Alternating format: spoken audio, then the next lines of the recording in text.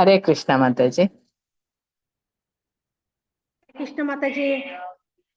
ಹರೇ ಕೃಷ್ಣ ಮಾತಾಜಿ. ಹರೇ ಕೃಷ್ಣ ಮಾತಾಜಿ. ಹರೇ ಕೃಷ್ಣ ಮಾತಾಜಿ.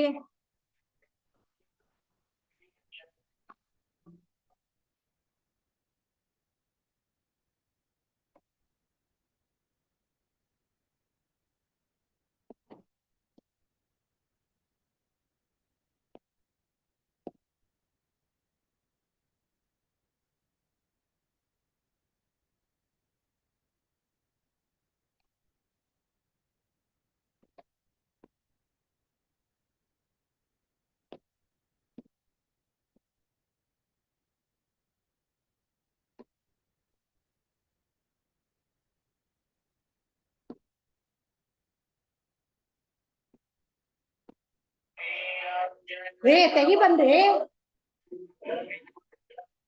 ಬರ್ತೀರಿರೋ ಹರೇ ಅರ್ಜುನ.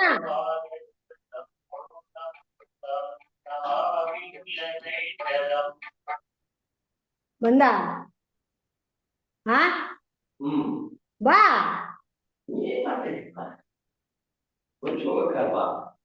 ನೀನೇನ್ ಮಾಡ್ತಾ ಇದ್ಯಾ?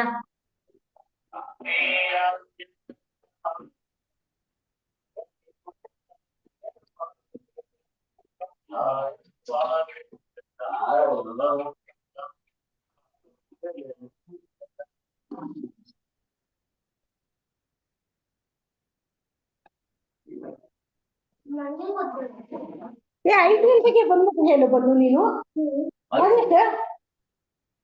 ಬೆಳಿಗ್ಗೆ ಎಷ್ಟು ಗಂಟೆಗೆ ಬಂದೆ ನೀನು ಸ್ಕೂಲಿಂದ?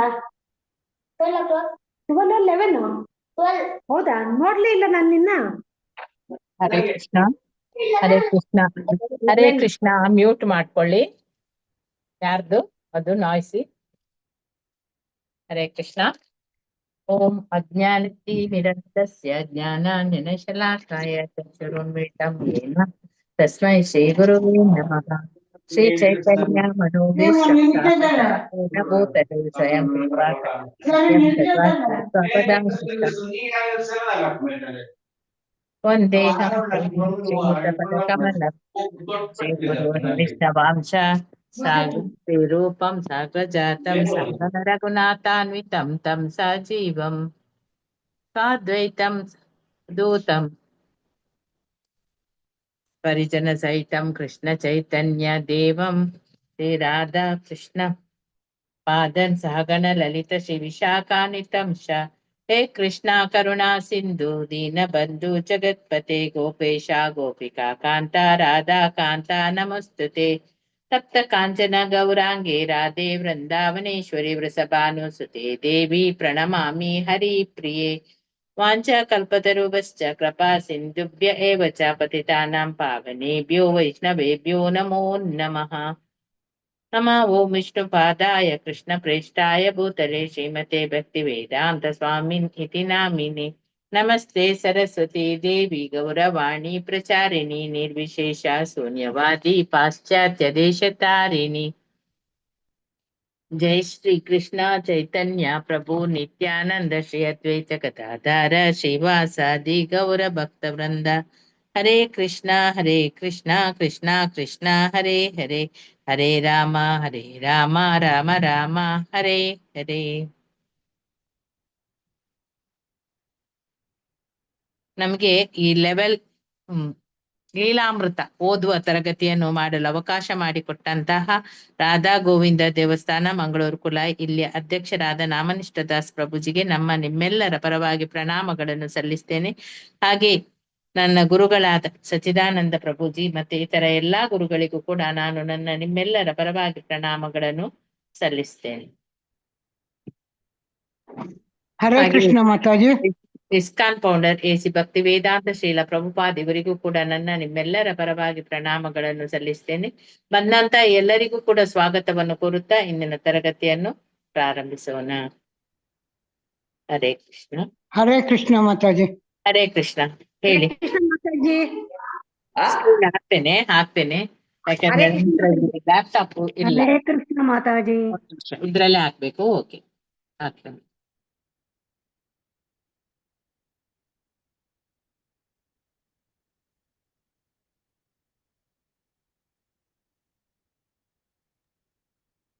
ಹರೇ ಕೃಷ್ಣ ಮಾತಾಜಿ. ಹರೇ ಕೃಷ್ಣ, ಹರೇ ಕೃಷ್ಣ.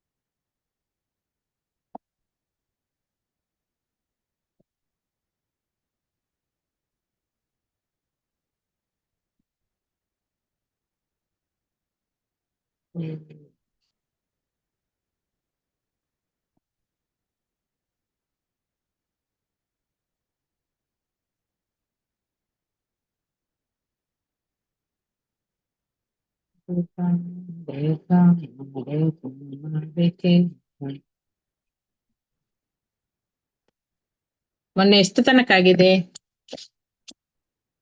ಅಮೆರಿಕದಲ್ಲಿ ಬೋಧನೆ ಚೆಕ್ ಮಾರ್ಕ್ ಮಾಡಲಿಲ್ಲ.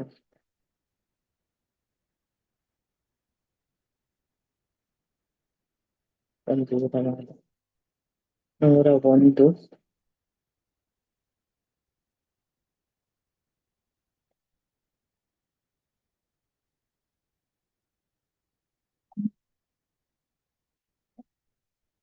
ಸ್ಕ್ರೀನ್ ಬಂತಾ? ಬಂದಿದೆ ಮಾತಾಜಿ. ಬಂದಿದೆ ಮಾತಾಜಿ. Okay okay. ಜುಲೈ 15, 117 ಬರಬೇಕು ಪೇಜ್ ನಂಬರ್.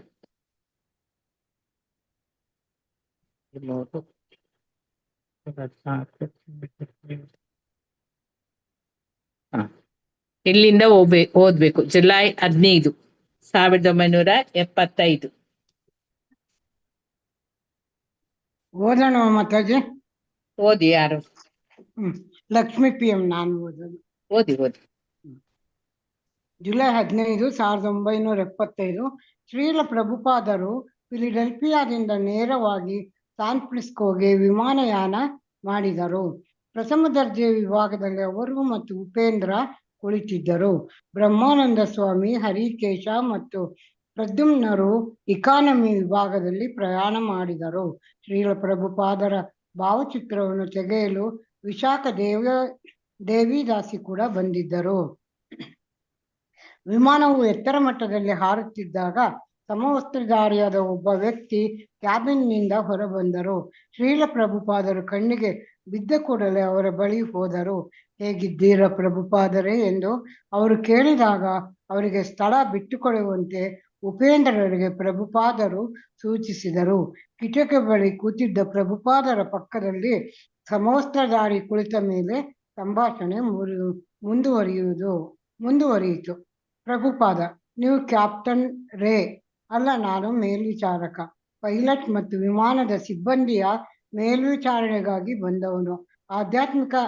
ಅಧ್ಯಾತ್ಮದ ವಿಚಾರವಾಗಿ ನಾನು ನಿಮಗೆ ಕೆಲವು ಪ್ರಶ್ನೆಗಳನ್ನು ಕೇಳಬಹುದೇ? ಪ್ರಭುಪಾದರು ಸಂತೋಷದಿಂದ ಒಪ್ಪಿ ತಲೆದೂಗಿದರು. ಪ್ರಶ್ನೆ: ಎಲ್ಲವೂ ದೇವರಿಂದ ಸೃಷ್ಟಿಯಾದದ್ದೇ? ಹೌದು ಎಂದು ಪ್ರಭುಪಾದರು ಹೇಳಿದರು. ವೇದಾಂತ ಸೂತ್ರವನ್ನು ಉಲ್ಲೇಖಿಸಿ ಜನ್ಮಾದ್ಯಸ್ಯ ಯಥಾ ಎಂದು ಹೇಳಿದರು. ಪ್ರತಿಯೊಂದು ವಸ್ತುವು ದೇವರಲ್ಲಿ ತನ್ನ ಮೂಲವನ್ನು ಹೊಂದಿದೆ. ಪ್ರಶ್ನೆ: ಕೇಡಿನ ಬಗ್ಗೆ ಏನು ಹೇಳುತ್ತೀರಿ? ಕೇಡು ಕೂಡ ದೈವ ಸೃಷ್ಟಿಯೇ? ಉತ್ತರ: ದೇವರಿಗೆ ದುಷ್ಟ ಶಿಷ್ಟ ಎನ್ನುವುದು ಇಲ್ಲ. ಪ್ರತಿಯೊಂದೂ ಒಳ್ಳೆಯದೇ. ಒಳಿತು ದೇವರ ಮುಂಭಾಗ, ಕೆಡುಕು ದೇವರ ಹಿಂಭಾಗ. ಈ ಉದಾಹರಣೆಯನ್ನೇ ಅವಲಂಬಿಸಿ ಹೇಳುವುದಾದರೆ, ದೇಹದಲ್ಲಿ ಎದೆ ಮತ್ತು ಬೆನ್ನುಗಳು ಸಮಾನ. ಹಿಂಭಾಗದಲ್ಲಿ ನೋವಾದರೆ ನಾವು ಗಮನಿಸುವುದಿಲ್ಲ. ಎದೆಯಲ್ಲಿ ನೋವುಕೊಂಡರೆ ತಕ್ಷಣ ನಾನು ಗಮನಿಸುತ್ತೇನೆ ಎನ್ನಬಹುದೇ? ಇಲ್ಲ. ಹಿಂಭಾಗವಾದರೂ ಅದು ಮುಂಭಾಗವಾದರೂ ಮುಖ್ಯ. ಅದು ಮುಂಭಾಗದಷ್ಟೇ ಮುಖ್ಯ. ಹಾಗಾದರೆ ಒಳಿತು ಮತ್ತು ಕೆಡುಕು ಎರಡಕ್ಕೂ ಸಮಾನವಾದ ಪ್ರಾಮುಖ್ಯವನ್ನು ಕೊಡಬಹುದೇ? ಇಲ್ಲ. ದೇವರಿಗೆ ಯಾವುದೂ ಕೆಡುಕು ಅಲ್ಲ. ಸೂರ್ಯನಿಗೆ ಹೇಗೆ ಕತ್ತಲು ಇಲ್ಲವೋ ಹಾಗೆ. ಆದರೆ ನಮ್ಮ ಪಾಲಿಗೆ ಕತ್ತಲು ಬೆಳಕು ಎರಡೂ ಉಂಟು. ನೀವು ಸೂರ್ಯನಿಗೆ ಬೆನ್ನು ಮಾಡಿದರೆ ಕತ್ತಲಿನ ಅನುಭವವನ್ನು ಪಡೆಯುತ್ತೀರಿ. ಸೂರ್ಯನಿಗೆ ಮುಖ ಮಾಡಿದರೆ ಆಗ ಕತ್ತಲೆ ಎನ್ನುವುದು ಇಲ್ಲ. ನಾವು ನಮ್ಮ ಸ್ಥಾನ ಬದಲಿಸಿದಾಗ ಕತ್ತಲನ್ನು ಸೃಷ್ಟಿಸುತ್ತೇವೆ. ದೇವರ ಮುಂದೆ ಇರುವುದು ಬಿಟ್ಟು ದೇವರಿಗೆ ಬೆನ್ನು ತಿರುಗಿಸಿದರೆ ಇರುವುದು ಕೇವಲ ಅಂಧಕಾರ. ಇಲ್ಲವಾದರೆ ಕತ್ತಲೆ ಎಂಬುದಕ್ಕೆ ಅಸ್ತಿತ್ವವೇ ಇಲ್ಲ. ಸೂರ್ಯನಿಗೆ ಕತ್ತಲೆನ್ನುವುದೇ ಇಲ್ಲ. ದೇವರಿಗೆ ಎಲ್ಲವೂ ಒಳ್ಳೆಯದೇ. ಆದರೆ ನಮಗೆ ದೇವರನ್ನು ಮರೆತಾಗ ಕತ್ತಲಿನ ಅನುಭವವಾಗುತ್ತದೆ. ನಾವು ಅಲ್ಲೊಂದು ಸ್ವಲ್ಪ ಪ್ರಿಂಟ್ ಇದೆ ಮಾತಾಜಿ, ಏನು ಅಂತ ಕಾಣಿಸ್ತಾ ಇಲ್ಲ ಅದು. ಆದರೆ ನನ್ಗೆ ಸಹ ಕಾಣುತ್ತಿಲ್ಲ. ಒಂದ್ ನಿಮಿಷ, ನಾವು ಈಗ ಕಾಣ್ತದೆ ನೋಡಿ. ನಾವು ಯಾವಾಗಲೂ ದೇವರ ಅರಿವಿನಲ್ಲೇ ಇದ್ದರೆ ನಮಗೆ ಎಲ್ಲವೂ ಒಳ್ಳೆಯದು. ಇದು ಇಷ್ಟು ಸಾಕಲ್ಲವೇ? ಸಮವಸ್ತ್ರಧಾರಿಗೆ ಪ್ರಭುಪಾದರು ಹೇಳಿದ್ದು ಅರ್ಥವಾದಂತೆನಿಸಿತು. ಅವರು ಗೌರವದಿಂದ ಪ್ರಭುಪಾದರ ಉತ್ತರಗಳನ್ನು ಒಪ್ಪಿಕೊಂಡರು. ಅವರು ಇನ್ನೊಂದು ಪ್ರಶ್ನೆಯನ್ನು ಕೇಳಬೇಕು ಎನ್ನುವಷ್ಟರಲ್ಲೇ ಚೆನ್ನಾಗಿ ಉಡುಪು ಧರಿಸಿದ್ದ ಸ್ವಲ್ಪ ಕುಡಿದಿದ್ದ ಪ್ರಯಾಣಿಕ ಅವರ ಹತ್ತಿರ ಬಂದು ಮಾತನಾಡತೊಡಗಿದ. ಶ್ರೀಲ ಪ್ರಭುಪಾದರು ಆತನನ್ನು ನೋಡುತ್ತಾ ಕೇಳಿದರು, ನಿಮಗೆ ಸಾವಿನ ಭಯವಿದೆಯೇ?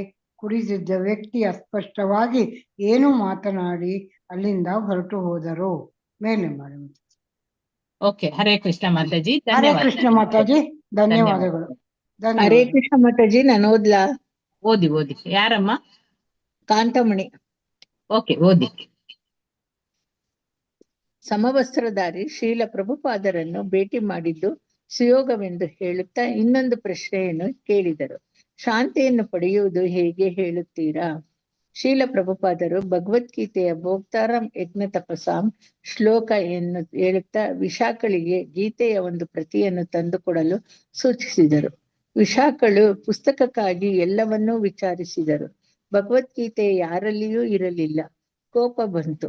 ಆದರೂ ಅತಿಥಿಯ ಎದುರು ಅದನ್ನು ತೋರಿಸದೆ ಮಾತನಾಡತೊಡಗಿದರು. ಸರ್ವ ನಿಯಂತ್ರಕ, ಮಹಾ ಆನಂದ ಭೋಗಿ ಮತ್ತು ಪ್ರತಿಯೊಬ್ಬರ ಅತ್ಯುತ್ತಮ ಗೆಳೆಯ ಎಂಬುದಾಗಿ ದೇವರ ಸ್ವರೂಪವನ್ನು ಗ್ರಹಿಸಬೇಕಾಗುತ್ತದೆ. ಹಾಗೆ ಗ್ರಹಿಸಿದಾಗ ಮಾತ್ರ ಒಬ್ಬನು ಶಾಂತಿಯನ್ನು ಹೊಂದುವುದು ಸಾಧ್ಯ. ಮೂರ್ಖತೆಯಿಂದಾಗಿ ಈ ಭೂಮಿ ನಮ್ಮ ಆಸ್ತಿ ಎಂದು ನಾವು ಭಾವಿಸುತ್ತೇವೆ. ಆದುದರಿಂದಲೇ ಶಾಂತಿ ನಮಗೆ ದೊರೆಯುತ್ತಿಲ್ಲ. ವಾಸ್ತವವಾಗಿ ದೇವರೇ ಇಡೀ ಜಗತ್ತಿನ ಮಾಲೀಕನಾಗಿದ್ದಾನೆ. ವಿಮಾನದ ಮೇಲ್ವಿಚಾರಕ ಮತ್ತು ಶ್ರೀಲ ಪ್ರಭುಪಾದರು ಸಂತೋಷವಾಗಿ ಮಾತನಾಡುತ್ತಿದ್ದರು. ಮಾತು ಮುಗಿದಾಗ ಮೇಲ್ವಿಚಾರಕ ಹೃತ್ಪೂರ್ವಕವಾಗಿ ಪ್ರಭುಪಾದರ ಕೈ ಕುಲುಕಿದರು. ಪ್ರಭುಪಾದರು ಪ್ರದ್ಯುಮ್ನರನ್ನು ಕೂಗಿದರು. ಅಲೌಕಿಕ ಕೋಪದಿಂದ ಅವರ ಕಣ್ಣು ಉರಿಯುತ್ತಿತ್ತು. ತಮ್ಮ ಬಳಿ ಭಗವದ್ಗೀತೆಯ ಒಂದು ಪ್ರತಿಯನ್ನು ಇಟ್ಟುಕೊಳ್ಳದೆ ಇರುವ ಬಗ್ಗೆ ಉಪೇಂದ್ರ ಮತ್ತು ಪ್ರದ್ಯುಮ್ನನಿಗೆ ಛೀಮಾರಿ ಹಾಕಿದರು. ಅವರು ಯಾವಾಗಲೂ ಒಂದು ಪ್ರತಿಯನ್ನು ತಮ್ಮ ಬಳಿ ಇಟ್ಟುಕೊಳ್ಳಲೇಬೇಕು ಎಂಬುದು ಪ್ರಭುಪಾದರ ಅಭಿಮತ. ಪ್ರದ್ಯುಮ್ನರು ತಮ್ಮ ಬಳಿ ಪ್ರಭುಪಾದರ ಭಗವದ್ಗೀತೆಯ ಪ್ರತಿ ಇಲ್ಲದಿದ್ದರೂ ಬೇರೊಬ್ಬ ಲೇಖಕನ ಭಗವದ್ಗೀತೆಯ ಪ್ರತಿ ಇದೆ ಎಂದರು. ಈ ಮಾತಿನಿಂದ ಪ್ರಭುಪಾದರ ಕೋಪ ಮತ್ತಷ್ಟು ಹೆಚ್ಚಾಯಿತು. ಆಮೇಲೆ ಅವರು ಭಗವದ್ಗೀತೆ, ಚೈತನ್ಯ ಚರಿತಾಮೃತದ ಮೊದಲ ಸಂಪುಟ ಮತ್ತು ಶ್ರೀಮದ್ ಭಾಗವತ ಈ 3 ಪ್ರತಿಗಳನ್ನು ಇಟ್ಟುಕೊಳ್ಳದೆ ಮುಂದೆ ಯಾವತ್ತೂ ಪ್ರಯಾಣ ಮಾಡಲೇ ಕೂಡದು ಎಂದು ಉಪೇಂದ್ರರಿಗೆ ಆಜ್ಞಾಪಿಸಿದರು. Berkeley, July 15, 1975. 2 ವಾರಗಳೊಳಗೆ ಪ್ರಭುಪಾದರು ಪಶ್ಚಿಮ ತೀರದಿಂದ ಉತ್ತರ ತೀರದ ಕಡೆ ಪ್ರಯಾಣ ಮಾಡಿ ಹಿಂತಿರುಗಿದರು. ಬರ್ಕ್ಲಿಯಲ್ಲಿ ಇತ್ತೀಚೆಗಷ್ಟೇ ಸ್ಥಾಪಿತವಾದ ಇಸ್ಕಾನ್ ಕೇಂದ್ರಕ್ಕೆ ಪ್ರಭುಪಾದರು ನೀಡಿದ ಮೊದಲ ಭೇಟಿ ಅದಾಗಿತ್ತು.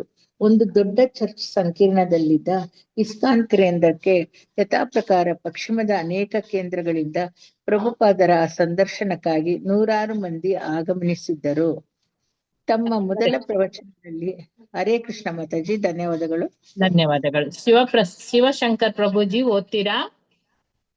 ಹರೇ ಕೃಷ್ಣ ಮಾತಾಜಿ, ಓದ್ತೀವಿ. ಹರೇ ಕೃಷ್ಣ. ತಮ್ಮ ಮೊದಲ ಪ್ರವಚನದಲ್ಲಿ ಗುರುವಿನ ಸ್ಥಾನಮಾನದ ಬಗ್ಗೆ ವಿಶೇಷವಾಗಿ ವಿವರಿಸಿದರು. ಯಾರು ಗುರು ಮತ್ತು ಕೃಷ್ಣ ಇವರಲ್ಲಿ ಅಖಂಡವಾದ ನಂಬಿಕೆಯನ್ನು ಹೊಂದಿರುತ್ತಾರೋ ಅವರಿಗೆ ಮಾತ್ರ ವೈದಿಕ ಜ್ಞಾನವು ದೊರೆಯುವುದು ಎಂಬುದಾಗಿ ಪ್ರಭುಪಾದರು ಹೇಳಿದರು. ಗುರುವಿನ ಬಗ್ಗೆ ಬಹಳ ಲಘುವಾಗಿ ಬೇರೆಯವರು ಭಾವಿಸಬಹುದು. ಅವನು ಸುಮ್ಮನೆ ಕುಳಿತುಕೊಂಡು ಶಿಷ್ಯರಿಂದ ಗೌರವವನ್ನು ಪಡೆಯುತ್ತಿದ್ದಾನೆ ಎನ್ನಬಹುದು. ಆದರೆ ವಾಸ್ತವವಾಗಿ ಗುರುವನ್ನು ಹೇಗೆ ಗೌರವಿಸಬೇಕು ಎಂಬುದನ್ನು ಬೋಧಿಸಲಿಕ್ಕಾಗಿ ಹಾಗೆ ಮಾಡಲಾಗುತ್ತದೆ.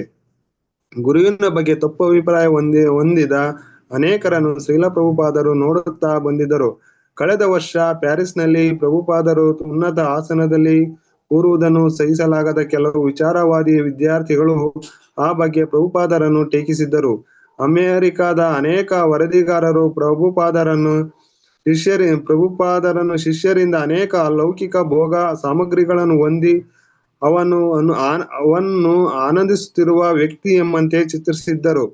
ಗುರು ಎಂಬ ಪದದ ಘನತೆಯನ್ನು ಹಾಳು ಮಾಡುತ್ತಿರುವ ಹುಸಿ ಗುರುಗಳು ಬೇಕಾದಷ್ಟು ಮಂದಿ ಇರುವುದು ನಿಜವಾದರೂ ಆಧ್ಯಾತ್ಮಿಕ ಜ್ಞಾನವನ್ನು ಪಡೆಯಲು ಪ್ರಾಮಾಣಿಕವಾಗಿ ಬಯಸುವ ಪ್ರತಿಯೊಬ್ಬ ಶಿಷ್ಯನು ದೇವರ ಪ್ರತಿನಿಧಿಯಾದ ನಿಜವಾದ ಗುರುವನ್ನು ಆಶ್ರಯಿಸಲೇಬೇಕಾಗುತ್ತದೆ ಎಂಬುದು ಪ್ರಭುಪಾದರ ಅಭಿಮತವಾಗಿತ್ತು. ತನಗೆ ಶರಣಾಗಿರುವ ಶಿಷ್ಯರನ್ನು ಅಧಃಪತನದಿಂದ ಪಾರು ಮಾಡುವುದೇ ಗುರುವಿನ ಕರ್ತವ್ಯ. ಅದಕ್ಕಾಗಿ ನಾನು ಜಗತ್ತಿನಾದ್ಯಂತ ಪ್ರತಿ ವರ್ಷ 2 ಬಾರಿ 3 ಬಾರಿ ಪ್ರಯಾಣ ಮಾಡುತ್ತೇನೆ. ನನ್ನನ್ನು ಗುರು ಎಂದು ಒಪ್ಪಿಕೊಂಡಿರುವ ಶಿಷ್ಯರನ್ನು ಕೆಳಗೆ ಬೀಳದಂತೆ ರಕ್ಷಿಸುವುದು ನನ್ನ ಕರ್ತವ್ಯ. ಯಾವತ್ತೂ ಆ ಬಗ್ಗೆಯೇ ನನ್ನ ಚಿಂತೆ. ಒಬ್ಬ ಗುರು ಆಗುವುದು ಹೇಗೆ? ಕೃಷ್ಣನ ಪ್ರತಿನಿಧಿಯಾಗುವುದು ಹೇಗೆ?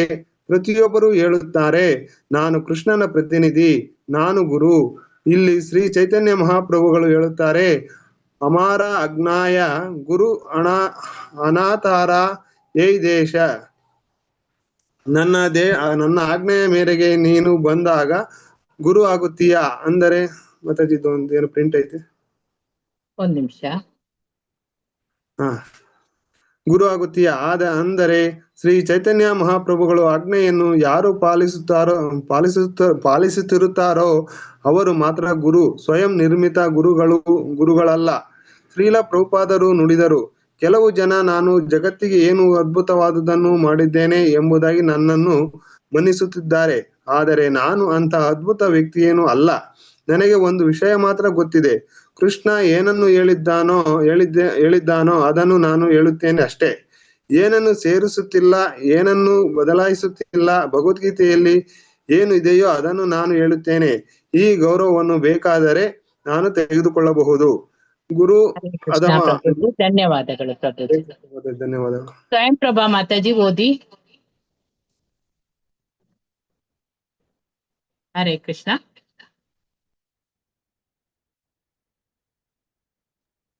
ಹರೇ ಕೃಷ್ಣ ಮಾತಾಜಿ. ಓದಿ. ಹರೇ ಕೃಷ್ಣ. ಓದಿ ಮಾತಾಜಿ. ಗುರು ಆದವನು ಕೃಷ್ಣನ ಸಂದೇಹವನ್ನು ಸಾರಬೇಕು ಎಂಬುದಾಗಿ ಪ್ರಭುಪಾದರು ಉದ್ದಕ್ಕೂ ಒತ್ತಿ ಹೇಳುತ್ತಿದ್ದರು. ಗುರು ಮೋಸಗಾರನಾಗಲು ಬಯಸಿದರೆ ಅದು ಬೇರೆ ವಿಷಯ. ದೋಖಾ ವ್ಯಕ್ತಿಗಳು ಯಾವಾಗಲೂ ಇರುತ್ತಾರೆ. ಅದೇ ರೀತಿ ಮೋಸ ಹೋಗುವುದಕ್ಕೆ ಬಯಸುವ ವ್ಯಕ್ತಿಗಳು ಇರುತ್ತಾರೆ. ಶಿಷ್ಯರಿಗೆ ಪಾಪಕೃತ್ಯಗಳನ್ನು ನಿಲ್ಲಿಸಿ ಎಂದು ಆಜ್ಞೆ ಮಾಡದೆ ಸುಮ್ಮನೆ ಶಿಷ್ಯರನ್ನು ಒಪ್ಪಿಕೊಳ್ಳುವ ಮೂಲಕ ಅಂತಹ ಗುರುಗಳು ಅವರನ್ನು ತಪ್ಪುದಾರಿಗೆಳೆಯುತ್ತಾರೆ.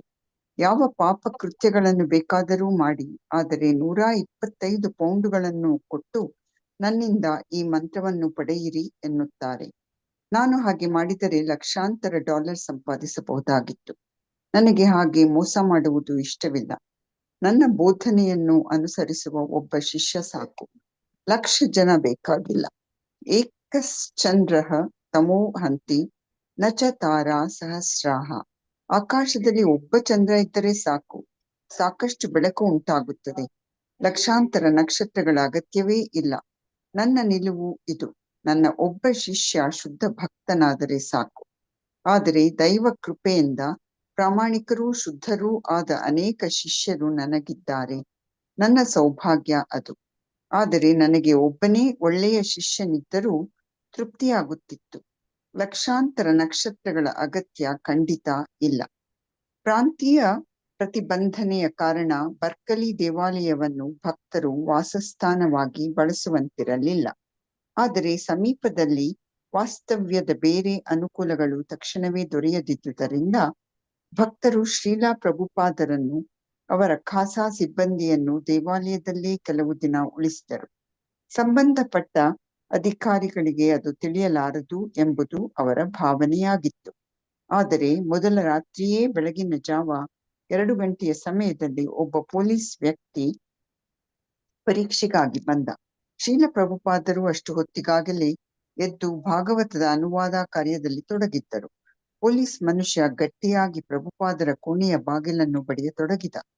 ಹೊಸದಾಗಿ ದೀಕ್ಷೆ ಪಡೆದಿದ್ದ ಮೈಕ್ ಎಂಬ ಯುವಕ ಪ್ರಭುಪಾದರ ಸೇವಕನಾಗಿ ಕೋಣೆಯಲ್ಲಿದ್ದ. ಅವನು ಬಾಗಿಲು ತೆರೆದಾಗ ಕೊರೈಸುವ 3 ದೀಪಗಳ ಬೆಳಕು ಅವನ ಮುಖದ ಮೇಲೆ ಬಿತ್ತು. ಅಧಿಕಾರಿಗಳು ಒಳಗೆ ಬಂದರು. ಗುರುತಿನ ಚೀಟಿಯನ್ನು ತೋರಿಸಿದ ಅನಂತರ ಅವರಲ್ಲಿ ಒಬ್ಬ ಒರಟಾಗಿ, ನೀವು ಇಲ್ಲಿ ಮಲಗುವಂತಿಲ್ಲ ಎಂದು ಗುಟುರು ಹಾಕಿದ. ನಾನು ಮಲಗಿರಲಿಲ್ಲ ಎಂದ ಮೈಕ್. ನೀವು ಹಾಸಿಗೆಯ ಮೇಲಿದ್ದುದನ್ನು ನೋಡಿದೆವು. ಇಲ್ಲ, ನನ್ನ ಗುರುವಿನ ಕಾವಲಿಗಾಗಿ ನಾನು ಸುಮ್ಮನೆ ಅಡ್ಡಾಗಿದ್ದೆ ಅಷ್ಟೇ. ಹೊರಗಿನ ವಾಗ್ವಾದ ಒಳಗಿನ ಪ್ರಭುಪಾದರಿಗೆ ಕೇಳುವಂತಿತ್ತು.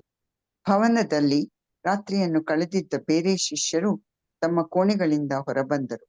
ತಮ್ಮ ಗುರುವಿನ ಭೇಟಿಯ ವಿಶೇಷ ಸಂದರ್ಭವನ್ನು ಕುರಿತು ವಿವರಿಸತೊಡಗಿದರು. ಒಬ್ಬ ಪೊಲೀಸ್ ಮನುಷ್ಯ ಅಲ್ಲಿ ಇಲ್ಲಿ ಸುತ್ತಾಡಿ ತನ್ನ ಹೊನಲು ಬೆಳಕಿನಿಂದ ಎಲ್ಲ ಕೋಣೆಗಳನ್ನು ಶೋಧಿಸಿದ. ಈಗ ಭವನದಲ್ಲಿ ರಾತ್ರಿ ಕಳೆದಿದ್ದ 6 ಜನ ಶಿಷ್ಯರು ಪ್ರಭುಪಾದರ ಕೋಣೆಯ ಹೊರಗಿದ್ದ ಹಾಲಿನಲ್ಲಿ ಪೊಲೀಸ್ ವ್ಯಕ್ತಿಗಳೊಂದಿಗೆ ನಿಂತಿದ್ದರು. ಹರೇ ಕೃಷ್ಣ ಮಾತಾಜಿ, ಧನ್ಯವಾದಗಳು ಪೊಲೀಸ್ ಮಾತಾಜಿ. ವ್ಯಕ್ತಿ ಕೇಳಿದ. ಹರೇ ಕೃಷ್ಣ ಮಾತಾಜಿ, ಧನ್ಯವಾದ. ಓದ್ಲಾ ಮಾತಾಜಿ? ಓದಿ. ಯಾರು? ಉಮಾದೇವಿ. ಓದಿ. ಎಲ್ಲಿ ಈ ಮುದುಕ? ಒಬ್ಬ ಪೊಲೀಸ್ ವ್ಯಕ್ತಿ ಕೇಳಿದ. ದೇವಾಲಯದ ಅಧ್ಯಕ್ಷರಾಗಿದ್ದ ಬಹುಳಾಶ್ಚ ಶೀಲ ಪ್ರಭುಪಾದರಿಗೆ ತೊಂದರೆ ಕೊಡಬಾರದೆಂದು ಪೊಲೀಸ್ ಅಧಿಕಾರಿಗಳನ್ನು ಕೋರುತ್ತಿದ್ದರು. ಆದರೆ ಪೊಲೀಸರು ಸ್ವಲ್ಪವೂ ವಿನಯವಿರಲಿಲ್ಲ. ಅವರು ಹೆಚ್ಚು ಹೊರಟಾಗಿದ್ದರು. ಒಬ್ಬ ಪೊಲೀಸ್ ವ್ಯಕ್ತಿ ಪ್ರಭುಪಾದರ ಕೋಣೆಯ ಕಿಟಕಿಯ ಮೇಲೆ ಬಡಿಯತೊಡಗಿದ. ಬಹುಳಾಚಾರ್ಯರು ಮತ್ತೆ ಕೋರಿಕೊಂಡರು, ಅವರಿಗೆ ತೊಂದರೆ ಕೊಡಬೇಡಿ, ಅವರು ತುಂಬಾ ಹಿರಿಯರು, ಅವರು ನಿದ್ದೆ ಮಾಡುತ್ತಿಲ್ಲ, ಈ ಸಮಯದಲ್ಲಿ ಅವರು ಬರೆಯುತ್ತಾ ಇರುತ್ತಾರೆ. ಈ ವ್ಯಕ್ತಿಗಳಿಗೆಲ್ಲ ಅವರ ಶಿಷ್ಯರು, ಅವರು ಸಹಾಯಕ್ಕಾಗಿ ಇವರು ಇಲ್ಲಿ ಇದ್ದಾರೆ. ನಾವು ಭವನದ ಯಾವ ನಿಯಮಗಳನ್ನು ಮುರಿಯುತ್ತಿಲ್ಲ. ಇದ್ದಕ್ಕಿದ್ದಂತೆ ಒಬ್ಬ ಪೊಲೀಸ್ ವ್ಯಕ್ತಿ ಪ್ರಭುಪಾದರ ಕೋಣೆಯ ಬಾಗಿಲನ್ನು ತಳ್ಳಿ ಹೊನಲು ಬೆಳಕನ್ನು ಅವರ ಮುಖದ ಮೇಲೆ ಚೆಲ್ಲಿದನು. 3 ಜನ ಪೊಲೀಸರು ಒಳಗೆ ಇಣುಕಿ ನೋಡಿದರು. ಶೀಲ ಪ್ರಭುಪಾದರು ಒಮ್ಮೆ ಮುಖವೆತ್ತಿ ನೋಡಿದರು. ಕಾಳಜಿ ತುಂಬಿದ ಆದರೆ ನಿರ್ಲಿಪ್ತವಾದ ಮುಖಭಾವ. ಪ್ರಭುಪಾದರು ಸರಳವಾದ ಮಂದ ಬೆಳಕಿನ ಕೋಣೆಯ ಎಲ್ಲ ಭಾಗಕ್ಕೂ ಬೆಳಕನ್ನು ಹಾಯಿಸಿ ಪೊಲೀಸ ವ್ಯಕ್ತಿ ಶೋಧನೆ ಆರಂಭಿಸಿದ. ಒಬ್ಬರು ಒಂದು ಮಾತು ಆಡಲಿಲ್ಲ. ಸುಮಾರು 10 ಸೆಕೆಂಡ್ಗಳು. ಮಾತಾಜಿ ಸ್ವಲ್ಪ ದೊಡ್ಡ ಮಾಡಕ್ಕಾಗತ್ತಾ? 10 ಸೆಕೆಂಡ್ಗಳು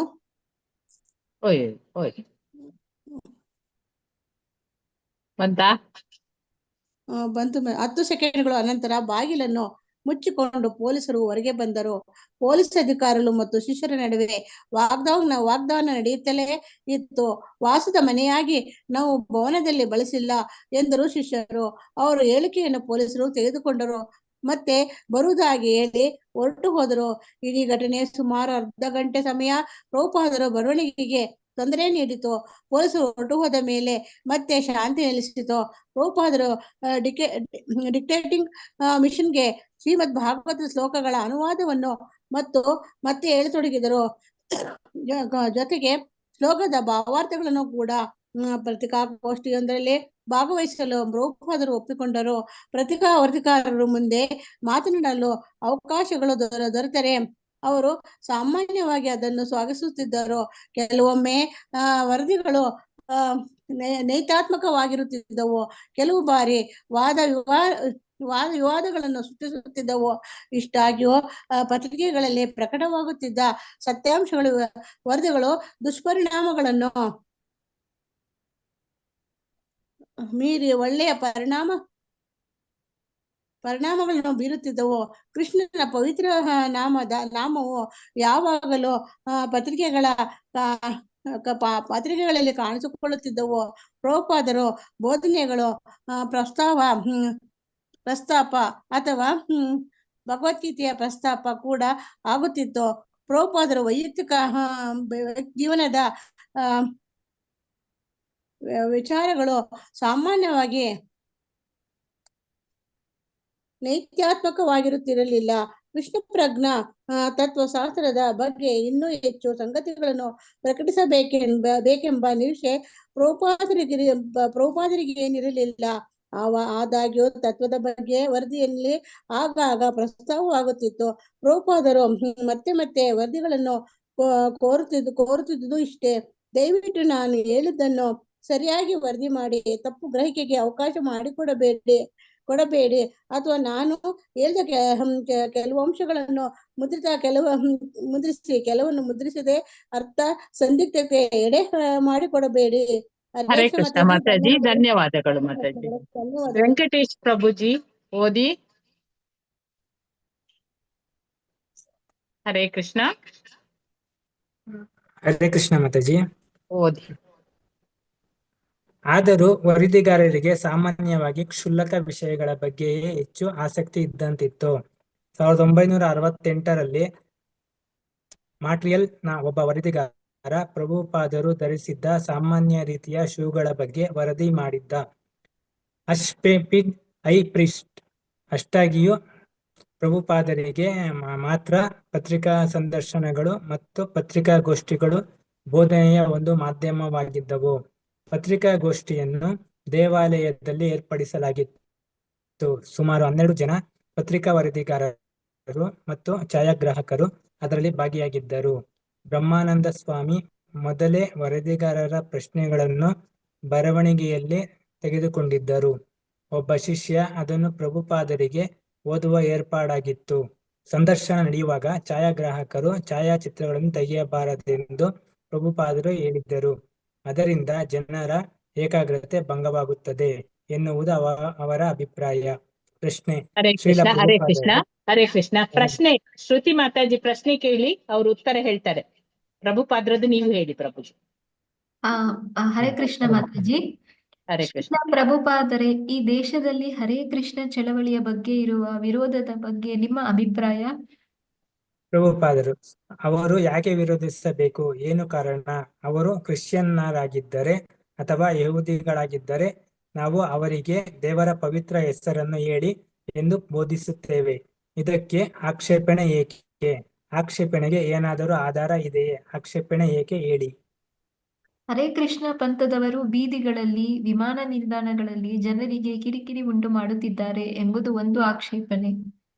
ವಿಮಾನ ನಿಲ್ದಾಣವೇ ಒಂದು ಕಿರಿಕಿರಿಯ ಸ್ಥಳ. ಎಷ್ಟು ಸದ್ದು, ಎಷ್ಟು ಅಪಘಾತಗಳು! ಅದೆಲ್ಲವನ್ನು ಸಹಿಸುವ ಜನ ನಾವು ಕೊಡುವ ತೊಂದರೆಯನ್ನು ಸಹಿಸಲಾರರೆ.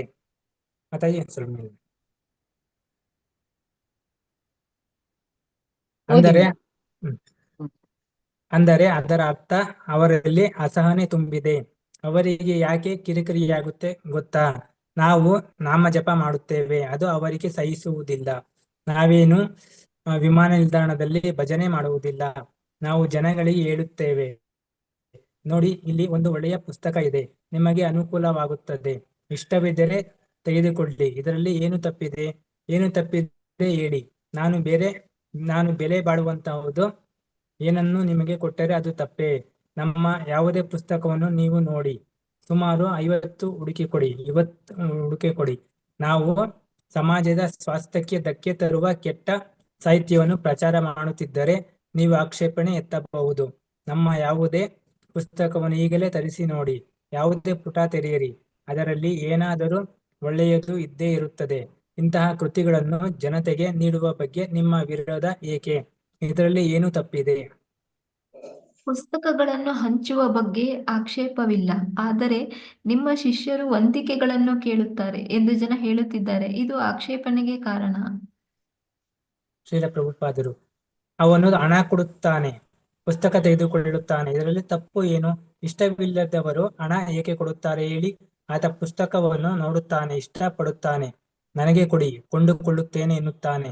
ಇದರಲ್ಲಿ ಕಿರಿಕಿರಿ ಏನು ಬಂತು? ಕಿರಿಕಿರಿ ಎನಿಸಿದರೆ ಪುಸ್ತಕ ಏಕೆ ಕೊಳ್ಳುತ್ತಿದ್ದರು? ಅವರು ಕಷ್ಟಪಟ್ಟು ಸಂಪಾದಿಸಿದ ಹಣ ಕೊಟ್ಟು ಪುಸ್ತಕ ಕೊಂಡುಕೊಳ್ಳುತ್ತಾರೆ ಹೇಳಿ. ಪ್ರಭುಪಾದರ ಜಾಣ್ಮೆಯ ಮಾತು ಕೇಳಿ ವರದಿಗಾರರು ನಗತೊಡಗಿದರು. ಮುಂದೆ ತಾವೇ ಪ್ರಭುಪಾದರನ್ನು ನೇರವಾಗಿ ಪ್ರಶ್ನಿಸತೊಡಗಿದರು. ಮಾತಾಜಿ ಓದ್ಲಾ? ಮಾತಾಜಿ ವರದಿಗಾರ ನೀವು ಕೇಳಿ. ನಿಮ್ಮ ಮರಣ ನಂತರ ಅಮೆರಿಕ ಸಂಯುಕ್ತ ಸಂಸ್ಥಾನದಲ್ಲಿ ನಿಮ್ಮ ಚಳವಳಿಯ ಪಾಡು ಏನಾಗಬಹುದು? ಶ್ರೀಲ ಪ್ರಭುಪಾದರು: ನಾನು ಸಾಯುವುದೇ ಇಲ್ಲ. ಭಕ್ತರು: ಜಯ ಹರಿ ಬೋಲ್. ಪ್ರಭುಪಾದರು: ನನ್ನ ಗ್ರಂಥಗಳಲ್ಲಿ ನಾನು ಬದುಕುತ್ತೇನೆ, ಅಲ್ಲಿ ನೀವು ನನ್ನ ಬೋಧನೆ ಪಡೆಯಬಹುದು. ಹರೇ ಕೃಷ್ಣ ಚಳವಳಿ ಸಾಮಾಜಿಕ ಪ್ರತಿಭಟನೆಗಳಲ್ಲಿ ಏಕೆ ತೊಡಗುವುದಿಲ್ಲ?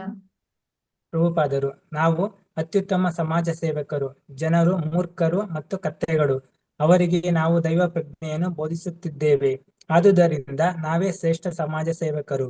ನಾವು ಎಲ್ಲ ಅಪರಾಧಗಳನ್ನು ನಿಲ್ಲಿಸುತ್ತೇವೆ. ನೀವು ಮಾಡುತ್ತಿರುವ ಸಮಾಜ ಸೇವೆ ಏನು? ಹಿಪ್ಪಿಗಳನ್ನು ಮತ್ತು ಅಪರಾಧಿಗಳನ್ನು ತಯಾರು ಮಾಡುವುದು ತಾನೇ? ಅದೆಲ್ಲ ಸಮಾಜ ಕಾರ್ಯ. ಸಾಮಾಜಿಕ ಕಾರ್ಯ ಎಂದರೆ ಜನ ಶಾಂತಿಪ್ರಿಯರಾಗಿ, ಬುದ್ಧಿವಂತರಾಗಿ, ವಿದ್ಯಾವಂತರಾಗಿ, ದೈವ ಪ್ರಜ್ಞೆ ಉಳ್ಳವರಾಗಿ, ಒಟ್ಟಾರೆ ಜನ ಪ್ರಥಮ ದರ್ಜೆಯ ಜನ ಆಗಬೇಕು. ಹಾಗೆ ಮಾಡುವುದು ಸಾಮಾಜಿಕ ಕೆಲಸ. ನೀವು 4ನೇ ದರ್ಜೆಯ, 5ನೇ ದರ್ಜೆಯ, 10ನೇ ದರ್ಜೆಯ ಜನಗಳನ್ನು ತಯಾರು ಮಾಡಿದರೆ ಅದು ಹೀಗೆ ಸಾಮಾಜಿಕ ಕೆಲಸವಾಗುತ್ತದೆ. ನಾವು ಅದನ್ನು ಮಾಡುತ್ತಿಲ್ಲ. ನಮ್ಮಲ್ಲಿರುವುದು ಪ್ರಥಮ ದರ್ಜೆಯ ಮನುಷ್ಯರು. ಅವರಲ್ಲಿ ಯಾವುದೇ ದುಶ್ಚಟ ಇರುವುದಿಲ್ಲ. ಅನೈತಿಕ ಕಾಮ, ಮದ್ಯಪಾನ, ವ್ಯಸನ, ಮಾಂಸಭಕ್ಷಣೆ, ಜೂಜು, ಈ ಯಾವುದು ದುಶ್ಚಟಗಳು ಇರುವುದಿಲ್ಲ. ಇವರೆಲ್ಲ ತರುಣರು, ಆದರೆ ಅವರಿಗೆ ಯಾವುದೇ ದುರ್ವ್ಯಸನವಿಲ್ಲ. ಇದು ಸಾಮಾಜಿಕ ಕಾರ್ಯ. ಹರೇ ಕೃಷ್ಣ ಪ್ರಭುಜಿ, ಧನ್ಯವಾದಗಳು.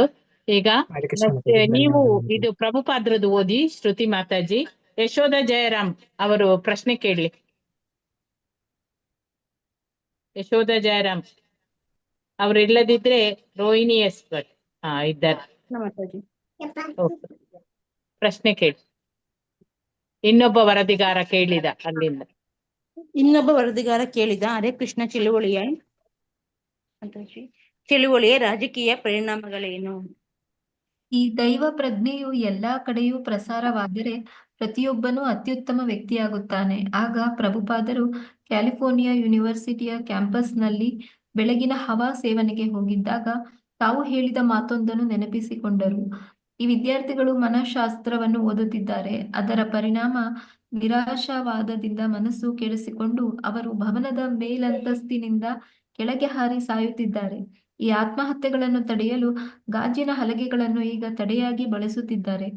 ಬಹುಳಾಶ್ವ ಪ್ರಭುಪಾದರು ಹೇಳಿದ್ದನ್ನು ವಿವರಿಸಿದರು. ಬರ್ಕ್ಲಿ ಕ್ಯಾಂಪಸ್ನಲ್ಲಿ ಬೆಲ್ ಟವರ್ ಭವನವಿದೆ. 60ರ ದಶಕಗಳಲ್ಲಿ ವಿದ್ಯಾರ್ಥಿಗಳು ಆ ಗೋಪುರದಿಂದ ಹಾರಿ ಆತ್ಮಹತ್ಯೆ ಮಾಡಿಕೊಳ್ಳುತ್ತಿದ್ದರು. ಹಾಗೆ ವಿದ್ಯಾರ್ಥಿಗಳು ಆತ್ಮಹತ್ಯೆ ಮಾಡಿಕೊಳ್ಳುವುದನ್ನು ತಡೆಯುವುದಕ್ಕಾಗಿ ಗಾಜಿನ ಹಲಗೆಗಳನ್ನು ಉಪ್ಪರಿಗೆಯ ಮೇಲೆ ಹೊಂದಿಸಲಾಯಿತು. ಇದು ಅವರು ಪಡೆದ ಶಿಕ್ಷಣ. ಓದು ಮುಗಿಸಿದ ಮೇಲೆ ಗೋಪುರದಿಂದ ಬಿದ್ದು ಸಾಯಬೇಕು. ಬ್ರಹ್ಮಾನಂದ ಓದಿ ಮಾತಾಜಿ. ಶ್ರೀಲ ಪ್ರಭುಪಾದರೆ ವರದಿಗಾರರೊಬ್ಬರ ರಥಯಾತ್ರಾ ಉತ್ಸವದ ಬಗ್ಗೆ ತಿಳಿಯಲು ಬಯಸುತ್ತಿದ್ದೀರಾ? ಪಾಶ್ಚಾತ್ಯ ದೇಶದಲ್ಲಿ ಈ ಉತ್ಸವಕ್ಕೆ ಯಾಕೆ ಮಾಡುತ್ತೀರಿ ಎಂಬುದು ಅವರ ಪ್ರಶ್ನೆ. ದೇವರು ಇಡೀ ಜಗತ್ತಿನ ಒಡೆಯ ಎಂದ ಮೇಲೆ ಪಾಶ್ಚಿಮಾತ್ಯ ದೇಶಗಳಿಗೂ ಅವನು ಒಡೆಯ. ಇದರ ಬಗ್ಗೆ ನಿಮ್ಮ ತಕರಾರು ಇಲ್ಲವಷ್ಟೇ. ದೇವರು ಪಾಶ್ಚಿಮಾತ್ಯ ಜಗತ್ತಿನ ಒಡೆಯ ಎಂದರೆ ಏನು ತಪ್ಪು? ಪಶ್ಚಿಮ ದೇಶ ದೇವರನ್ನು ಮರೆತಿದೆ. ತನ್ನ ನೆನಪು ಕೊಡುವುದಕ್ಕಾಗಿ ಅವನು ಬರುತ್ತಾನೆ, ಸರಿ ತಾನೆ? ಆದರೆ ಈ ದೊಡ್ಡ ರಥ, ಈ ಸರಂಜಾಮ ಇವೆಲ್ಲ ಏಕೆ? ದೇವರು ತುಂಬಾ ದೊಡ್ಡವನು, ಆದ್ದರಿಂದ ಅವನಿಗೆ ದೊಡ್ಡ ರಥ ಬೇಕು. ಭಕ್ತರೆಲ್ಲ ನಗುತ್ತಾರೆ. ದೇವರು ಸಣ್ಣ ರಥದಲ್ಲಿ ಏಕೆ ಹೋಗಬೇಕು ಹೇಳಿ? ಎಲ್ಲ ಪ್ರಶ್ನೆಗಳಿಗೂ ಮುಗಿಯುವವರೆಗೂ ಎಲ್ಲಾ ಪ್ರಶ್ನೆಗಳು ಮುಗಿಯುವವರೆಗೂ ಪ್ರಭುಪಾದರು ಉತ್ತರಿಸುತ್ತಲೇ ಇದ್ದರು. ವರದಿಗಾರರು ಏನು ವರದಿ ಮಾಡ್ತಾರೋ ಅದು ಅವರಿಗೆ ಸಂಬಂಧಪಟ್ಟಿದ್ದು. ಆದರೆ ಪ್ರಭುಪಾದರು ಮಾತ್ರ ಭಗವಾನ್ ಕೃಷ್ಣನ ವ್ಯಕ್ತಿತ್ವವನ್ನು ವೈಭವೀಕರಿಸುವ ಮತ್ತು ಕೃಷ್ಣ ಪ್ರಜ್ಞಾ ಚಳವಳಿಯನ್ನು ವಿವರಿಸುವ ತಮ್ಮ ಉದ್ದೇಶಕ್ಕೆ ಆ ಸಂದರ್ಭವನ್ನು ಚೆನ್ನಾಗಿ ಬಳಸಿಕೊಂಡರು. ಪತ್ರಿಕಾಗೋಷ್ಠಿ ಇರಲಿ, ಸಾರ್ವಜನಿಕ ಉತ್ಸವವಿರಲಿ, ಖಾಸಗಿ ಸಂಭಾಷಣೆ ಇರಲಿ ಅಥವಾ ಅನುವಾದ ಕಾರ್ಯವಿರಲಿ, ಪ್ರಭುಪಾದರ ಉದ್ದೇಶ ಒಂದೇ: ಕೃಷ್ಣನ ಹಿರಿಮೆಯನ್ನು ವರ್ಣಿಸುವುದು, ಕೃಷ್ಣ ಪ್ರಜ್ಞೆಯನ್ನು, ಅದರ ಮಹತ್ವವನ್ನು ವಿವರಿಸುವುದು.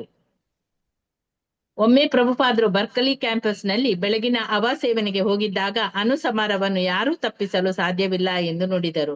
ಭಕ್ತರು ಅಣ್ವಸ್ತ್ರಗಳ ಬಗ್ಗೆ ವಿವರಿಸಿದರು. ರಷ್ಯಾದ ಬಳಿ ಬೇಕಾದಷ್ಟು ಅಣ್ವಸ್ತ್ರಗಳು ಇವೆ, ಚೈನಾದ ಬಳಿ ಇವೆ, ಅಮೆರಿಕದ ಬಳಿ ಇವೆ. ಈಗ ಪ್ರಭುಪಾದರದು ರೋಹಿಣಿ ಎಸ್ ಭಟ್ ಓದಿ ನೀವು ಹರೇ ಕೃಷ್ಣ ಕ್ವಶನ್ ಮಾತಾಜಿ. ಓದಿ. ಪ್ರಭುಪಾದ್ ಈಗ ಇಂಡಿಯಾದ ಬಳಿಯೂ ಇವೆ. ಭಕ್ತ ನೀವು ಮಾತಾಜಿ ಹೇಳಿ. ಯಶೋಧ ಜಯರಮ್ಮ ಮಾತಾಜಿ. ಹರೇ ಕೃಷ್ಣ. ಭಕ್ತರ ಮಾತಾಜಿ ಎಲ್ಲಿದೆ ಆದರೆ ಅವನು ಕಾಣುದಿಲ್ಲವಾ ಮಾತಾಜಿ? ಮಾತಾಜಿ ಅದು ನನ್ಗೆ ಓಕೆ ಓಕೆ. ನೆಕ್ಸ್ಟ್ ಬೇರೆ ಅವರಿಗೆ ಆದ್ದರಿಂದ ಕೊಡುವ. ಸಂಪೂರ್ಣ ನಾಶವಾಗಿದೆ. ನೆಕ್ಸ್ಟ್ ಯಾರು? ಮಾತಾಜಿ ಅದು ನನ್ಗೆ ಬ್ಲಿಂಕ್ ಆಗ್ತಿದೆ ಮಾತಾಜಿ. ಓಕೆ. ಪ್ರವೀಣ ಮಾತಾಜಿ.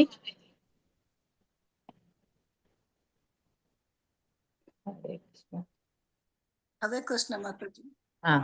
ನೀವು ಭಕ್ತ ಮತ್ತೆ ತಮಲ ಕೃಷ್ಣ ಎಲ್ಲ ಬರ್ತದಲ್ಲ, ಪ್ರಭುಪಾದ್ರದ್ದು ರೋಹಿಣಿ ಎಸ್ಪಟ್ ಓದಿ. ಹರೇ ಕೃಷ್ಣ. ಹಾ. ಆದರೆ ಅವನು ಬಳಸುವುದಕ್ಕೆ ಮಾತ್ರ ಎಲ್ಲರಿಗೂ ಭಯ. ಪ್ರಭುಪಾದ್ ಅವರು ಬಳಸಬೇಕು, ಅದು ಪ್ರಕೃತಿ ನಿಯಮ. ಸ್ವಲ್ಪ ತಡು, ನೀವೆಲ್ಲ ಸಾಯಬೇಕು, ಅದು ಪ್ರಕೃತಿಯ ವ್ಯವಸ್ಥೆ. ಯಾವನಿಗಾದರೂ ವಿಶೇಷವಾದ ಶಕ್ತಿ ವಶವಾದರೆ ಅದನ್ನು ಅವನು ಬಳಸಲು ಯತ್ನಿಸುತ್ತಾನೆ. ಪ್ರಭು ಶಿವ ಒಬ್ಬ ರಾಕ್ಷಸನಿಗೆ ಒಂದು ವರ ಕೊಡುತ್ತಾನೆ. ರಾಕ್ಷಸ ಯಾರ ತಲೆಯ ಮೇಲೆ ಕೈ ಇಟ್ಟರೂ ಅವರು ನಾಶವಾಗಬೇಕು. ಅಣ್ವಸ್ತ್ರಗಳ ವಿಷಯ ಅದೇ ರೀತಿ. ಹೌದು, ನಿಮ್ಮ ದೇಶದಲ್ಲಿ ಬೇಕಾದಷ್ಟು ಕಾಡುಗಳಿವೆ. ನನ್ನಂತಹ ಬಡವನು ಇಲ್ಲಿ ಕಾರಿನಲ್ಲೇ ಓಡಾಡಬೇಕು, ಒಂದು ಹೆಜ್ಜೆ ನಡೆಯುವ ಹಾಗಿಲ್ಲ. ಕಾಡುಗಳು ತುಂಬಾ ಇವೆ ಅಂದ ಮೇಲೆ ಅವನ್ನು ಉಪಯೋಗಿಸಲೇಬೇಕಾಗುತ್ತದೆ. ಅದೇ ರೀತಿ ಅಸ್ತ್ರಗಳು ತುಂಬಾ ಇವೆ ಅಂದರೆ ಅವನ್ನು ಉಪಯೋಗಿಸಲೇಬೇಕಾಗುತ್ತದೆ. ಅದು ಸ್ವಾಭಾವಿಕ. ರಾಷ್ಟ್ರಗಳು ಅಣ್ವಸ್ತ್ರಗಳನ್ನು ಉಪಯೋಗಿಸಲೇಬೇಕಾಗುತ್ತದೆ. ಅಣ್ವಸ್ತ್ರಗಳನ್ನು ಉಪಯೋಗಿಸುವುದಕ್ಕಾಗಿಯೇ ಅವನು ಯುದ್ಧವನ್ನು ಮಾಡುತ್ತಾರೆ. ಅಣ್ವಸ್ತ್ರಗಳನ್ನು ಉಪಯೋಗಿಸುವುದಕ್ಕಾಗಿಯೇ ಅವರು ಯುದ್ಧವನ್ನು ಮಾಡುತ್ತಾರೆ. ಹೌದು. ಒಂದೇ ತೊಂದರೆ ಎಂದರೆ ಉಪಯೋಗಿಸುವವನು ಒಬ್ಬ ವ್ಯಕ್ತಿ, ಆದರೆ ಅದರ ಪರಿಣಾಮ ಇಡೀ ಮಾನವ ಜನಾಂಗದ ನಾಶ. ಅದಕ್ಕಾಗಿ ಉಪಯೋಗಿಸುವುದಕ್ಕೆ ಎಲ್ಲರಿಗೂ ಭಯ. ಅವರು ಉಪಯೋಗಿಸಲೇಬೇಕು, ಅದರಲ್ಲಿ ಅನುಮಾನವೇ ಇಲ್ಲ. ಆದ್ದರಿಂದ ಯುದ್ಧ ಆಗುವುದೇ ನಿಶ್ಚಯ. ಇದನ್ನು ಜ್ಯೋತಿಷ್ಯವಲ್ಲ, ಇದೇನು ಜ್ಯೋತಿಷ್ಯವಲ್ಲ, ಸ್ವಾಭಾವಿಕ ತೀರ್ಮಾನ. ಅದರಿಂದ ಸಂಪೂರ್ಣ ನಾಶ ಉಂಟಾಗುತ್ತದೆ. ಒಳ್ಳೆಯದು. ಪೂರ್ಣವೋ ಅರ್ಥವೋ ನೋಡೋಣ. ಆದರೆ ಅಸ್ತ್ರಗಳನ್ನು ಮಾತ್ರ ಉಪಯೋಗಿಸಲೇಬೇಕು. ಅಣುಸಮರದ ಭೀತಿಯಲ್ಲಿ ಜಗತ್ತು ತತ್ತರಿಸುತ್ತಿರುವಾಗ ಕೃಷ್ಣ ಪ್ರಜ್ಞೆಯನ್ನು ಹರಡುವುದು ಸುಲಭ ಅಲ್ಲವೇ? ಅಲ್ಲ, ಈಗಾಗಲೇ ಅಪಾಯ ಹೊಸದಲ್ಲಿ ಬಳಿ ಬಂದಿದೆ. ನಮ್ಮಲ್ಲಿ ಅಂಥ ಮೂರ್ಖರಿದ್ದಾರೆ ಅಂದರೆ ಈಗಲೂ ಅಪಾಯದ ಭಯ ಅವರಿಗಿಲ್ಲ. ಅಪಾಯ ಸನ್ನಿಹಿತವಾಗಿದೆ. ಪ್ರತಿಯೊಬ್ಬನೂ ಸಾಯುತ್ತಾನೆ, ಅದು ಸಮಸ್ಯೆ. ಆದರೆ ಈ ಬಗ್ಗೆ ಯಾರು ಯೋಚಿಸುತ್ತಿದ್ದಾರೆ? ಯಾರೂ ಯೋಚಿಸುತ್ತಿಲ್ಲ. ಯುದ್ಧ ವಿರೋಧಿ ಕಾರ್ಯಕ್ರಮಗಳನ್ನು ಯಾರೂ ಹಾಕಿಕೊಳ್ಳುತ್ತಿಲ್ಲ. ಹಾಗಾದರೆ ಯುದ್ಧ ಆದರೆ ಅವರಿಗೆ ಸ್ವಲ್ಪ ಜ್ಞಾನ ಬರಬಹುದು. ಇಲ್ಲ, ಯುದ್ಧ ಆಗಲೇ ನಡೆಯುತ್ತಿದೆ. ಆದರೆ ಅವರು ಎಂಥ ಮೂರ್ಖರು ಅಂದರೆ ಅವರು ಆ ಬಗ್ಗೆ ಯೋಚಿಸುತ್ತಲೇ ಇಲ್ಲ. ಅಂತಹ ದಡ್ಡರು ಅವರು. ಆದುದರಿಂದಲೇ ಅವರನ್ನು ಮೂಢ ಎಂದು ಕರೆಯುವುದು. ಇಂತಹ ಹುಚ್ಚರಿಗೆ ಬೋಧನೆ ನೀಡುವುದು ಕಷ್ಟ ಅಲ್ಲವೇ ಪ್ರಭುಪಾದರೇ? ಕಷ್ಟವೇನಿಲ್ಲ. ಹರೇ ಕೃಷ್ಣ ಮಂತ್ರ ಉಚ್ಚರಿಸಿ ಅಷ್ಟು ಮಾಡಿದರೆ ಸಾಕು. ಶ್ರೀಲ ಪ್ರಭುಪಾದರು ಯಾವತ್ತೂ ಇಷ್ಟು ಕಡಾಖಂಡಿತವಾಗಿ ಅನುಸಮಾರವು ನಡೆಯುತ್ತದೆ ಎಂದು ಹೇಳಿರಲಿಲ್ಲ. ವರ್ಷದ ಆರಂಭದಲ್ಲಿ ಮಾಯಾಪುರದಲ್ಲಿ ಒಮ್ಮೆ ಅವಸೇವನೆಗೆ ಹೋಗಿದ್ದಾಗ ತೃತೀಯ ಮಹಾಯುದ್ಧದ ಬಗ್ಗೆ ಅವರು ವಿವರಿಸಿದ್ರು. ಅವರ ಮಾತುಗಳು ಇಸ್ಕಾನ್ ಉದ್ದಗಲಕ್ಕೂ ಭಾವೋದ್ರೇಕವನ್ನು ಉಂಟು ಮಾಡಿದವು. ಆದರೆ ಆಗೆಲ್ಲ ಅವರು ಯುದ್ಧವನ್ನು ತಡೆಯುವ ಮಾರ್ಗವನ್ನು ಕುರಿತು ಹೇಳ್ತಿದ್ದರು. ಜಗತ್ತಿನ ಜನರೆಲ್ಲರೂ ಕೃಷ್ಣ ಪ್ರಜ್ಞೆಯನ್ನು ಪಡೆದರೆ ಕರ್ಮ ಸಂಚಯದ ಪರಿಣಾಮವನ್ನು ಪಲ್ಲಟ ಮಾಡಬಹುದಾಗಿತ್ತು. ಆದರೆ ಈಗ ಅವರು ಯುದ್ಧವನ್ನು ತಪ್ಪಿಸುವುದು ಅಸಾಧ್ಯ ಎಂದು ಹೇಳಿದರು. ಬರ್ಕಲಿಯಲ್ಲಿ ಇರುವಾಗ HHH ಸಂಸ್ಥೆಯ ಸ್ಥಾಪಕರಾದ ಯೋಗಿ ಭಜನ್ ಅವರನ್ನು ಡಿವೈನ್ ಲೈಫ್ ಸೊಸೈಟಿಯ ಅಧ್ಯಕ್ಷರಾದ ಸ್ವಾಮಿ ಚಿದಾನಂದರನ್ನು ವರ್ಲ್ಡ್ ಫೆಲೋಶಿಪ್ ಆಫ್ ರಿಲಿಜಿಯನ್ ಸಂಸ್ಥೆಯ ಅಧ್ಯಕ್ಷರಾದ ಜೈನ ಧಾರ್ಮಿಕ ನಾಯಕ ಸ್ವಾಮಿ ಸುಶೀಲ ಮುನಿ ಅವರನ್ನು ಭೇಟಿ ಮಾಡಿದರು. ಸ್ವಾಮಿ ಸುಶೀಲರು ತಲೆಗೆ ಬಿಳಿಪೇಟವನ್ನು ಸುತ್ತಿಕೊಂಡಿದ್ರು. ಹಾಗೂ ಅದು ಅಹಿಂಸಾವಾದಿಗಳಾದ ಜೈನರ ಸಂಪ್ರದಾಯ. ಗಾಳಿಯಲ್ಲಿರುವ ಸೂಕ್ಷ್ಮಾಣುಗಳನ್ನು ಕೂಡ ಕೊಲ್ಲಬಾರದು ಎಂಬುದು ಅವರ ಉದ್ದೇಶ. ಯೋಗಿ ಭಜನರು ಪಕ್ಕಾ ಸಿಖ್ ಮಾದರಿಯ ಉಡುಪುಗಳನ್ನು ಧರಿಸಿದರು. ಬಿಳಿಯ ರುಮಾಲು, ಬಿಳಿಯ ದೊಗಲೆ ಉಡುಪು. ಅವರ ಜೊತೆಯಲ್ಲಿ ಅದೇ ರೀತಿಯಲ್ಲಿ ಉಡುಪು ಧರಿಸಿದ ಕೆಲವರು ಪಾಶ್ಚಾತ್ಯ ಸಂಜಾತ ಶಿಷ್ಯರು ಇದ್ದರು. ಬೇರೆ ಬೇರೆ ಸ್ವಾಮಿಗಳನ್ನು, ಯೋಗಿಗಳನ್ನು ಭೇಟಿ ಮಾಡುವುದು ಶ್ರೀಲ ಪ್ರಭುಪಾದರಿಗೆ ಇದೇನು ಹೊಸದೇನು ಅಲ್ಲ. ಅವರ ತಾತ್ವಿಕ ಸಿದ್ಧಾಂತಗಳನ್ನು ಒಪ್ಪಲಿ ಬಿಡಲಿ, ಪ್ರಭುಪಾದರು ಅವರನ್ನು ಪ್ರೀತಿಯಿಂದ ಸ್ವಾಗತಿಸಿ ತಮ್ಮ ಸರಳ ಕುಟೀರದಲ್ಲಿ ಅತಿಥಿಗಳಿಗೆ ಆತಿಥ್ಯ ನೀಡುತ್ತಿದ್ದರು. ಕಂಟಿನ್ಯೂ ಮಾಡಿ ಮಾತಾಜಿ, ತುಂಬಾ ಉಂಟು. ಹವಾಲಿಯಲ್ಲಿ ಹೋಗಿ ಯೋಗಿ ಭಜನ್ ಅವರು ಶೀಲ ಪ್ರಭುಪಾದರನ್ನು ಭೇಟಿ ಮಾಡಿದ್ದರು. ಯೂನಿಟಿ ಆಫ್ ಮಾನ್ ಕಾನ್ಫರೆನ್ಸ್ ನ ಪ್ರಭುಪಾದರನ್ನು ಆಹ್ವಾನಿಸಿದ ಅವರ ಉದ್ದೇಶವಾಗಿತ್ತು. ಅನೇಕ ಸಾಧುಗಳು ಆ ಕಾರ್ಯಕ್ರಮದಲ್ಲಿ ಪಾಲ್ಗೊಳ್ಳಲು ಈಗಲೇ ಒಪ್ಪಿದ್ದರು. ಶೀಲ ಪ್ರಭುಪಾದರು ಮಾತ್ರ ನಿಷ್ಠುರವಾಗಿ ಮಾತನಾಡಿದರು. ಸುಮ್ಮನೆ ಜನರನ್ನು ಸೇರಿಸುವುದರಿಂದ ಏಕತೆ ಸಾಧಿತವಾಗುವುದಿಲ್ಲ. ವೇದಶಾಸ್ತ್ರಗಳಲ್ಲಿ ಬಂದಿರುವಂತೆ ಅಧಿಕೃತ ದೈವಜ್ಞಾನವನ್ನು ಒಪ್ಪಿಕೊಂಡಾಗ ಮಾತ್ರ ಜನರಲ್ಲಿ ಏಕತೆ ಉಂಟಾಗುವುದು. ಈ ಬಾರಿ ಮತ್ತೆ ಅವರ 2ನೇ ಯೂನಿಟಿ ಆಫ್ ಮಾನ್ ಕಾನ್ಫರೆನ್ಸ್ ಆಹ್ವಾನಿಸಲು ಆಗಮಿಸಿದ್ದರು. ಸ್ವಾಮಿ ಸುಶೀಲ ಮತ್ತು ಸ್ವಾಮಿ ಚಿದಾನಂದರು ಶೀಲ ಪ್ರಭುಪಾದರನ್ನು ಇಸ್ಕಾನ್ ಸಂಸ್ಥೆಯಲ್ಲಿ ಪ್ರಶಂಸಿಸುವುದರಲ್ಲಿ ತುಂಬಾ ಉತ್ಸಾಹ ತೋರಿದರು. ಸ್ವಾಮಿ ಚಿದಾನಂದ ಹೇಳಿದರು, ನಿಮ್ಮ ಚಳುವಳಿ ತುಂಬಾ ಭಿನ್ನವಾದದ್ದು. ಜಗತ್ತಿನಾದ್ಯಂತ ಅದು ಹರಡಿಕೊಂಡಿದೆ. ಪ್ರಪಂಚದಲ್ಲೆಲ್ಲ ನಿಮ್ಮ ಸಾವಿರಾರು ಜನರು ಮತಜಲ್ಲಿ ಇದು ಬಂದಿದೆ, ಸ್ವಲ್ಪ ಮೇಲೆ ಮಾಡಿ.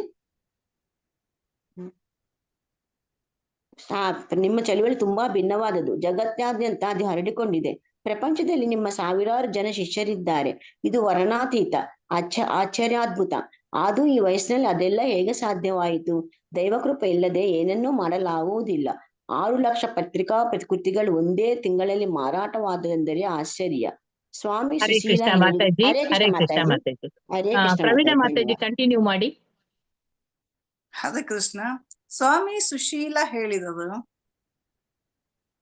ನೀವು ಅವೇ ಹಳೆ ತತ್ವಗಳನ್ನು ಏನೋ ವ್ಯತ್ಯಾಸ ಮಾಡದೆ ಆಧುನಿಕ ಜೀವನದಲ್ಲಿ ಸ್ಥಾಪಿಸಿದ್ದೀರಿ. ಬಂಗಾಳದಲ್ಲಿ ನಿಮ್ಮ ಆಶ್ರಮವಿಲ್ಲದಿದ್ದರೆ ನಮಗೆ ಏನೂ ಮಾಡಲು ಸಾಧ್ಯವಾಗುತ್ತಿರಲಿಲ್ಲ. ಅಲ್ಲಿ ಚೈತನ್ಯ ಮಹಾಪ್ರಭುಗಳ ಆಶ್ರಮವಿದೆ ಎಂದು ಯಾರೋ ಹೇಳಿದರು. ಚೈತನ್ಯರು ಎಂದ ಮೇಲೆ ಮುಗಿಯಿತು. ನಾವು ಎಲ್ಲಿ ತಂಗಬೇಕು ಎಂಬ ಬಗ್ಗೆ ಯೋಚಿಸಬೇಕಾದ್ದೇ ಇಲ್ಲ. ನನಗೆ ನಿಮ್ಮಲ್ಲಿ ಬಹಳ ಹಿಡಿಸಿದ್ದು ಏನು ಗೊತ್ತಾ? ನೀವು ಯಾವ ವಿಷಯದಲ್ಲೂ ಹೊಂದಾಣಿಕೆ ಮಾಡಿಕೊಳ್ಳುವುದಿಲ್ಲ. ಭಯಾನಕವಾದ ಗೋಹತ್ಯೆಯ ಬಗ್ಗೆ ಅವರು ಪ್ರಸ್ತಾಪಿಸಿದರು. ಶ್ರೀಲ ಪ್ರಭುಪಾದರು ಬೃಂದಾವನದಲ್ಲಿ ನಡೆಯುತ್ತಿರುವ ಗೋರಕ್ಷಣಾ ಚಳವಳಿಯನ್ನು ವಿವರಿಸಿದರು. ದೇವರ ಬಗ್ಗೆ ಆಸಕ್ತಿಯನ್ನು ಯುವಕರಲ್ಲಿ ನೀವು ಹೇಗೆ ಹುಟ್ಟಿಸುವುದಿರಿ ಎಂಬುದಾಗಿ ಸ್ವಾಮಿ ಸುಶೀಲರು ಶ್ರೀಲ ಪ್ರಭುಪಾದರನ್ನು ಕೇಳಿದಾಗ, ಅವರು ದೆಹಲಿಯಲ್ಲಿರುವ ಸಂಪೂರ್ಣವಾಗಿ ತುಪ್ಪದಲ್ಲಿ ಸಿಹಿ ತಿಂಡಿಗಳನ್ನು ತಯಾರಿಸುವ ಜನಪ್ರಿಯವಾದ ಸಿಹಿ ಅಂಗಡಿಯ ಉದಾಹರಣೆಯನ್ನು ಕೊಟ್ಟರು. ಪದಾರ್ಥಗಳು ಚೆನ್ನಾಗಿದ್ದರೆ ಗಿರಾಕಿಗಳ ಕೊರತೆ ಯಾವಾಗಲೂ ಉಂಟಾಗುವುದಿಲ್ಲ. ಪ್ರಭುಪಾದರು ತಮ್ಮ ಬೋಧನೆಗಳನ್ನು ಹೇಗೆ ಸಂಪೂರ್ಣವಾಗಿ ಭಗವದ್ಗೀತೆಯ ಮೇಲೆ ಅವಲಂಬಿಸಿವೆ ಎಂಬುದನ್ನು ವಿವರಿಸಿದರು. ಕೃಷ್ಣನಲ್ಲಿ ಸಂಪೂರ್ಣ ಶರಣಾಗತಿ ಎಂಬ ತತ್ವವನ್ನು ವಿವರಿಸಿದರು. ಸ್ವಾಮಿ ಸುಶೀಲರು ಪ್ರಭುಪಾದರು ಹೇಗೆ ಅನುಯಾಯಿಗಳನ್ನು ಕೃಷ್ಣನ ಆಶ್ರಯಕ್ಕೆ ತಂದರು ಎಂದು ವಿಚಾರಿಸಿದರು. ಅದನ್ನು ಮಾಡಿದ್ದು ದೇವರೇ. ಭಗವಂತ ಹೇಳುತ್ತಾನೆ, ಸ್ವಲ್ಪ ಮೇಲೆ ಮಾಡಿ ಮಾತಾಜಿ, ಕಾಣಿಸುವುದಿಲ್ಲ, ಒಂದು ನಿಮಿಷ. ಭಗವಂತ ಹೇಳುತ್ತಾನೆ, ಮಾಂ ಏಕಂ ಶರಣಂ ವ್ರಜ. ಆತನ ಆಶ್ರಯವನ್ನು ಪಡೆಯುವುದು ನಮ್ಮ ಕರ್ತವ್ಯ. ಚೈತನ್ಯ ಪ್ರಭುಗಳು ಹೇಳುತ್ತಾರೆ, ಯಾರೇ ಧೇಕಿ ಕಾರೆ ಕಹ ಕೃಷ್ಣ ಉಪದೇಶ. ಅಂದರೆ ನೀವು ಯಾರನ್ನು ಸಂಧಿಸಿದರೂ ಭಗವದ್ಗೀತೆಯಲ್ಲಿ ಕೃಷ್ಣನ ಉಪದೇಶವನ್ನು ಬೋಧಿಸಿ, ನನ್ನ ಉಪದೇಶ ಏನೂ ಅಲ್ಲ. ಭಗವದ್ಗೀತೆಯಲ್ಲಿ ಕೃಷ್ಣನ ಉಪದೇಶವನ್ನು ಬೋಧಿಸಿ, ನನ್ನ ಉಪದೇಶ ಏನೂ ಇಲ್ಲ, ಎಲ್ಲ ಕೃಷ್ಣನ ಉಪದೇಶ. ನಾವೆಲ್ಲ ಮೂರ್ಖರು, ನಾವು ಏನು ಉಪದೇಶ ಕೊಡಬಲ್ಲೆವು ಅಂದ ಮೇಲೆ ಕೃಷ್ಣನ ಉಪದೇಶ ಏನೋ ಅದನ್ನೇ ನಾವು ಹೇಳುತ್ತಾ ಹೋದರೆ ಆಯಿತು. ಕೃಷ್ಣ ನೀವು ಹೀಗೆ ಮಾಡಿ ಎಂದು ಹೇಳುತ್ತಾನೆ, ನಾವು ಅದನ್ನು ಮಾಡಿದರೆ ಸಾಕು. ಇದೇ ಗುಟ್ಟು. ನಾನು ಮಾಡುವುದು ಇದನ್ನೇ, ನಾನು ಜನರಿಗೆ ಬೋಧಿಸುವುದು ಕೃಷ್ಣನ ಬೋಧನೆಯನ್ನು. ಸೃಷ್ಟಿಯಾದ ಧರ್ಮದ ಬಗ್ಗೆ ನನ್ನ ಸಂಪೂರ್ಣ ವಿರೋಧವಿದೆ. ಏವಂ ಪರಂಪರಾ ಪ್ರಾಪ್ತಂ, ಹಾಗೆಂದು ಕೃಷ್ಣನೇ ಹೇಳಿದ್ದಾನೆ. ಸ್ವಾಮಿ ಸುಶೀಲರು ಜನರನ್ನು ಒಂದು ಕಡೆ ತರುವುದು ಹೇಗೆ ಎಂದು ಕೇಳಿದಾಗ ಪ್ರಭುಪಾದರು ಒಂದು ಶ್ಲೋಕವನ್ನು ಶ್ರೀಮದ್ ಭಾಗವತದಿಂದ ಉದ್ಗರಿಸಿದರು. ಆ ಶ್ಲೋಕದಲ್ಲಿ ಜಗತ್ತಿನ ಬೇರೆ ಬೇರೆ ಜನಾಂಗಗಳನ್ನು ಪಟ್ಟಿ ಮಾಡಲಾಗಿದೆ. ಕೃಷ್ಣನ ಶುದ್ಧ ಭಕ್ತನ ಆಶ್ರಯ ಪಡೆಯುವುದರಿಂದ ಆ ಎಲ್ಲಾ ಜನಾಂಗಗಳು ಶುದ್ಧೀಕರಣಗೊಳ್ಳುವವು. ಪ್ರಭುಪಾದರ ಅತಿಥಿಗಳು ಮತ್ತೆ ಅವರನ್ನು ಸಮ್ಮೇಳನಕ್ಕೆ ಆಹ್ವಾನಿಸಿದರು. ಸ್ವಾಮಿ ಸುಶೀಲರು ನಿಮ್ಮನ್ನು ಭೇಟಿ ಮಾಡಿದ್ದು ನಮಗೆ ತುಂಬಾ ಸಂತೋಷವಾಗಿದೆ. ನೀವು ಒಮ್ಮೆ ನಮ್ಮ ಯೋಗ ಧರ್ಮದ ಸಭೆಗೆ ಬರಬೇಕೆಂದು ನಮ್ಮ ಅಪೇಕ್ಷೆ ಎಂದು ಹೇಳಿದರು. ಹರೇ ಕೃಷ್ಣ ಮಾತಾಜಿ, ಧನ್ಯವಾದಗಳು ಮಾತಾಜಿ. ಧನ್ಯವಾದಗಳು ಮಾತಾಜಿ, ಧನ್ಯವಾದಗಳು. ನೆಕ್ಸ್ಟ್ ಯಾರು? ಪಾರ್ವತಮ್ಮ ಮಾತಾಜಿ ಯಾರಿದ್ದಾರೆ? ಓದಿ.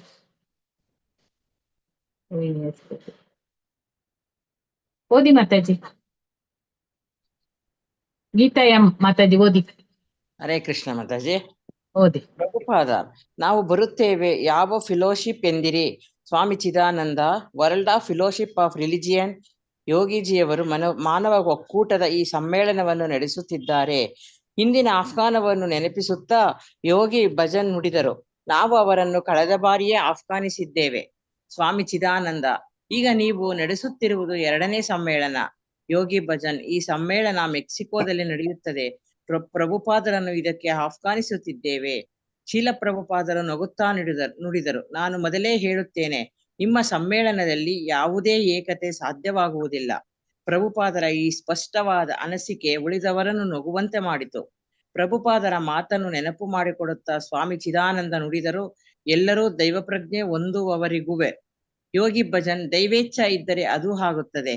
ಆಗ ಎಲ್ಲರೂ ದೈವ ಪ್ರಜ್ಞೆಯನ್ನು ಹೊಂದುತ್ತಾರೆ. ಅದರಲ್ಲಿ ಅಂತಹ ವಿಶೇಷವೇನಿದೆ? ಶೀಲ ಪ್ರಭುಪಾದರು, ದೇವರೇ ಹೇಳಿದ್ದಾರೆ, ದುಃಖಾಲಯಂ ಶಾಶ್ವತಂ. ಸಂಕಟ ಇದ್ದೇ ಇದೆ. ಜಗತ್ತಿನಲ್ಲಿ ನೀವು ಶಾಶ್ವತವಾಗಿ ಇರುವುದಕ್ಕೆ ಆಗುವುದಿಲ್ಲ. ಇವತ್ತಲ್ಲ ನಾಳೆ ಇದನ್ನು ಬಿಡಲೇಬೇಕು. ಪ್ರಮುಖ ಸಮಸ್ಯೆ ಎಂದರೆ ಜನನ, ಮುಪ್ಪು, ರೋಗ, ಸಾವು. ಇವುಗಳ ಹೊಂದಾಣಿಕೆಯ ಬಗ್ಗೆ ನಮಗೆ ಆಸಕ್ತಿ ಇಲ್ಲ, ಆದರೆ ಅವು ನಿಜ ಸಮಸ್ಯೆಗಳು. ಸ್ವಾಮಿ ಚಿದಾನಂದ, ಹುಟ್ಟು, ಮುಪ್ಪು, ರೋಗ ಮತ್ತು ಸಾವಿನ ಬಗ್ಗೆ ನಾವು ಏನು ತಾನೇ ಮಾಡಬಲ್ಲವು? ಶೀಲ ಪ್ರಭುಪಾದರು ಭಗವದ್ಗೀತೆಯಲ್ಲಿ ಬೋಧನೆಯನ್ನು ಮುಂದುವರಿಸಿದರು. ಬಹಿರಂಗವಾಗಿ ಅಸಮ್ಮತಿಯನ್ನು ವ್ಯಕ್ತಪಡಿಸಿದೆ.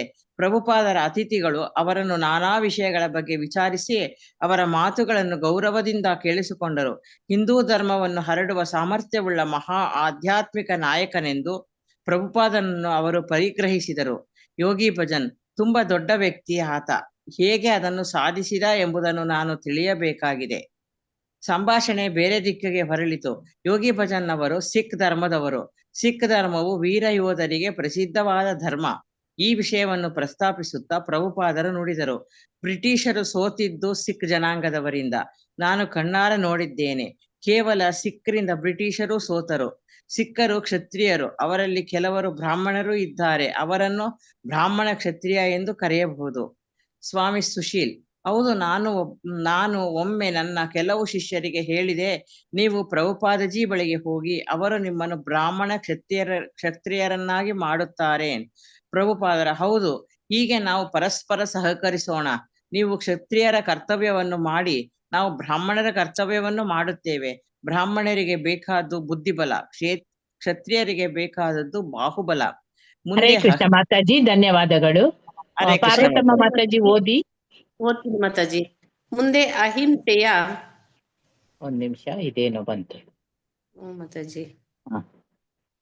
ಮುಂದೆ ಅಹಿಂಸೆಯ ಬಗ್ಗೆ ಮಾತು ಹೊರಳಿತು. ಶ್ರೀಲ ಪ್ರಭುಪಾದರು ದೈವ ಪ್ರಜ್ಞೆಯನ್ನು ಹೊಂದಿದವನು ನಿಸ್ಸಂಶಯವಾಗಿ ಹಿಂಸೆಯನ್ನು ಮಾಡುತ್ತಾನೆ ಎಂದು ವಾದಿಸಿದರು. ಯೋಗಿ ಭಜನ್, ಹೌದು, ಪ್ರಜ್ಞೆ ಬಂದ ಮೇಲೆ ಅವರು ದೇವರನ್ನು ನೆನೆಯುತ್ತಾರೆ. ಪ್ರಭುಪಾದರು ನಗುತ್ತಾ, ಪಶ್ಚಿಮದಲ್ಲಿರುವುದು ಬರೀ ಹಿಂಸೆ ಮಾತ್ರ. ಪ್ರಭುಪಾದರ ಅತಿಥಿಗಳು ಅವರೊಂದಿಗೆ ನಗತೊಡಗಿದರು. ಆಮೇಲೆ ಅವರೆಲ್ಲ ಕೆಲವು ಭಾವಚಿತ್ರಗಳನ್ನು ತೆಗೆದುಕೊಂಡರು. ಶ್ರೀಲ ಪ್ರಭುಪಾದರು ಅತಿಥಿಗಳನ್ನು ತಮ್ಮ ಕೆಲವು ಶಿಷ್ಯರನ್ನು ಒಟ್ಟಿಗೆ ಕುಳಿತು ಕೃಷ್ಣ ಪ್ರಸಾದವನ್ನು ಸ್ವೀಕರಿಸೋಣ ಬನ್ನಿ ಎಂದು ಆಹ್ವಾನಿಸಿದರು. ಮಾರನೆಯ ದಿನ ನಡೆಯುವ ಸ್ಯಾನ್ ಫ್ರಾನ್ಸಿಸ್ಕೋ ರಥಯಾತ್ರೆಯಲ್ಲಿ ಭಾಗವಹಿಸಬೇಕೆಂದು ಶ್ರೀಲ ಪ್ರಭುಪಾದರು ಅತಿಥಿಗಳನ್ನು ಕೇಳಿಕೊಂಡಾಗ ಅವರು ಸಂತೋಷದಿಂದ ಒಪ್ಪಿಕೊಂಡರು. ಜುಲೈ 20, 1975. ಇಸ್ಕಾನ್ ರಥಯಾತ್ರೆಗಳಲ್ಲೆಲ್ಲ ಇದು ತುಂಬಾ ದೊಡ್ಡದು. ಇಷ್ಟೊಂದು ಜನ ಇದನ್ನ ಸರಿಯಾಗಿ ಇನ್ ಸ್ವಲ್ಪ ಹಿಂಗ್ ಮಾಡಿ ಮಾತಾಜಿ. ಓಕೆ ಮಾತಾಜಿ. ಇಸ್ಕಾನ್ ರಥಯಾತ್ರೆಯಲ್ಲಿ ಇದೇನೋ ಬಂತು ಮಾತಾಜಿ, ಅಡ್ಡ ಬಂತು. ಆಯ್ತು ಮಾತಾಜಿ. ರಥಯಾತ್ರೆಯಲ್ಲಿ ಭಾಗವಹಿಸಬೇಕೆಂದು ಶ್ರೀಲ ಪ್ರಭುಪಾದರು ಅತಿಥಿಗಳನ್ನು ಕೇಳಿಕೊಂಡಾಗ ಅವರು ಸಂತೋಷದಿಂದ ಒಪ್ಪಿಕೊಂಡರು. ಜುಲೈ 20, 1975. ಇಸ್ಕಾನ್ ರಥಯಾತ್ರೆಗಳಲ್ಲೆಲ್ಲ ಇದು ತುಂಬಾ ದೊಡ್ಡದು. ಇಷ್ಟೊಂದು ಜನ ಭಕ್ತರು ವರ್ಷದ ಪ್ರಾರಂಭದಲ್ಲಿ ಮಾಯಾಪುರದಲ್ಲಿ ನಡೆದ ಅಂತಾರಾಷ್ಟ್ರೀಯ ಸಮ್ಮೇಳನಕ್ಕೆ ಕೂಡ ಬಂದಿರಲಿಲ್ಲ. ಉತ್ಸವದಲ್ಲಿ ಪ್ರಸಾದ ವಿನಿಯೋಗಕ್ಕೆ, ದೇವಮೂರ್ತಿಗಳ ಅಲಂಕಾರ ಸಾಮಗ್ರಿಗಳ ಪ್ರದರ್ಶನ, ಸ್ಮರಣ ಸಂಚಿಕೆ ಮತ್ತು ಪ್ರಭುಪಾದರ ಪುಸ್ತಕಗಳ ಪ್ರದರ್ಶನ ಇವುಗಳಿಗಾಗಿ ಪ್ರತ್ಯೇಕ ಸ್ಥಳಗಳನ್ನು ಏರ್ಪಡಿಸಿದ್ದರು. ಗೋಲ್ಡನ್ ಗೇಟ್ ಪಾರ್ಕ್ನಲ್ಲಿ ರಥಯಾತ್ರೆ ಸಾಗಿಸುತ್ತಿದ್ದಾಗ 800ಕ್ಕೂ ಮೀರಿದ ಭಕ್ತರನ್ನು ಸಹಸ್ರ ಮಂದಿ ಸೇರಿಕೊಂಡರು. ರಥಗಳನ್ನು ನಿರ್ಮಿಸಿದವರು ಮರದ ಚಕ್ರಗಳ ಬದಲು ಕಬ್ಬಿಣದ ಚಕ್ರಗಳನ್ನು ಉಪಯೋಗಿಸಿದ್ದರಿಂದ ತೊಂದರೆ ಪ್ರಾರಂಭವಾಯಿತು. ಶ್ರೀಲ ಪ್ರಭುಪಾದರು ಮೊದಲೇ ಅವರಿಗೆ ಹೇಳಿದ್ದರು, ನೋಡಿ, ಇದು ನಿಮ್ಮ ಅಮೆರಿಕ ರೋಗ. ಬದಲಾವಣೆ ಬದಲಾವಣೆ ಬದಲಾವಣೆ. ಹಳೆಯ ವಿನ್ಯಾಸವನ್ನು ಬದಲಾಯಿಸಬೇಡಿ. ಆದರೆ ಅವರು ಆಗಲೇ ಬದಲಾಯಿಸಿ ಬಿಟ್ಟಿದ್ದರು. ಸುಭದ್ರಾ ದೇವಿಯ ರಥದಲ್ಲಿ ಕುಳಿತಿದ್ದ ಪ್ರಭುಪಾದರಿಗೆ ಏನೂ ಅನಾನುಕೂಲವಾಗಲಿಲ್ಲ. ಕಾರಣ ಆ ರಥಕ್ಕೆ ಮರದ ಗಾಲಿಗಳನ್ನು ಹಾಕಿದ್ದರು. ಉಳಿದೆರಡು ರಥಗಳು ತೊಂದರೆ ಕೊಡಲು ಪ್ರಾರಂಭಿಸಿದವು. ಅವು ಎಷ್ಟು ಜೋರಾಗಿ ಕಂಪಿಸತೊಡಗಿದವು ಎಂದರೆ ಮತ್ತೆ ಹೆಚ್ಚಿನ ಅರೆ ಕಂಬಗಳನ್ನು ರಥದ ಚಕ್ರಗಳಿಗೆ ಕೊಡಬೇಕಾಯಿತು. ಚಕ್ರಗಳು ನಿಧಾನವಾಗಿ ಬಿರುಕು ಬಿಡುತ್ತಾ ಇನ್ನೇನು ರಥಗಳು ಕುಸಿದೇ ಬಿಡುತ್ತವೆ ಎನ್ನುವ ಭಯ ಉಂಟಾಗಿತ್ತು. ಹೇಗೋ ಬಹಳ ಕಷ್ಟದಿಂದ ರಥಯಾತ್ರೆಯನ್ನು ಪೂರ್ಣಗೊಳಿಸಲಾಯಿತು. ರಥಯಾತ್ರೆ ನಿಂತಿರುವಾಗ ಯಾರೋ ಭಕ್ತ, ಜಗನ್ನಾಥಪುರಿಯ ರಥಯಾತ್ರೆಯನ್ನು ನೀವು ನೋಡಿದ್ದೀರಾ ಎಂದು ಕೇಳಿದ. ಪ್ರಭುಪಾದ, ಇಲ್ಲ, ನನಗೆ ನನ್ನದೇ ರಥಯಾತ್ರೆ ಇದೆ ಎಂದು ಉದ್ಗರಿಸಿದರು. ಮೇಲೆ ಮಾಡಿ ಮಾತಾಜಿ. ಧನ್ಯವಾದಗಳು. ಸ್ವಲ್ಪ ಸಮಯವಿರುವುದು, ಎಷ್ಟಾಗ್ತದೆ ಅಷ್ಟು ವಿವರಿಸೋಣ, ಇಲ್ಲ ನಾಳೆ ನೋಡೋಣ. ಇಲ್ಲಿ ಜುಲೈ 15, 1975.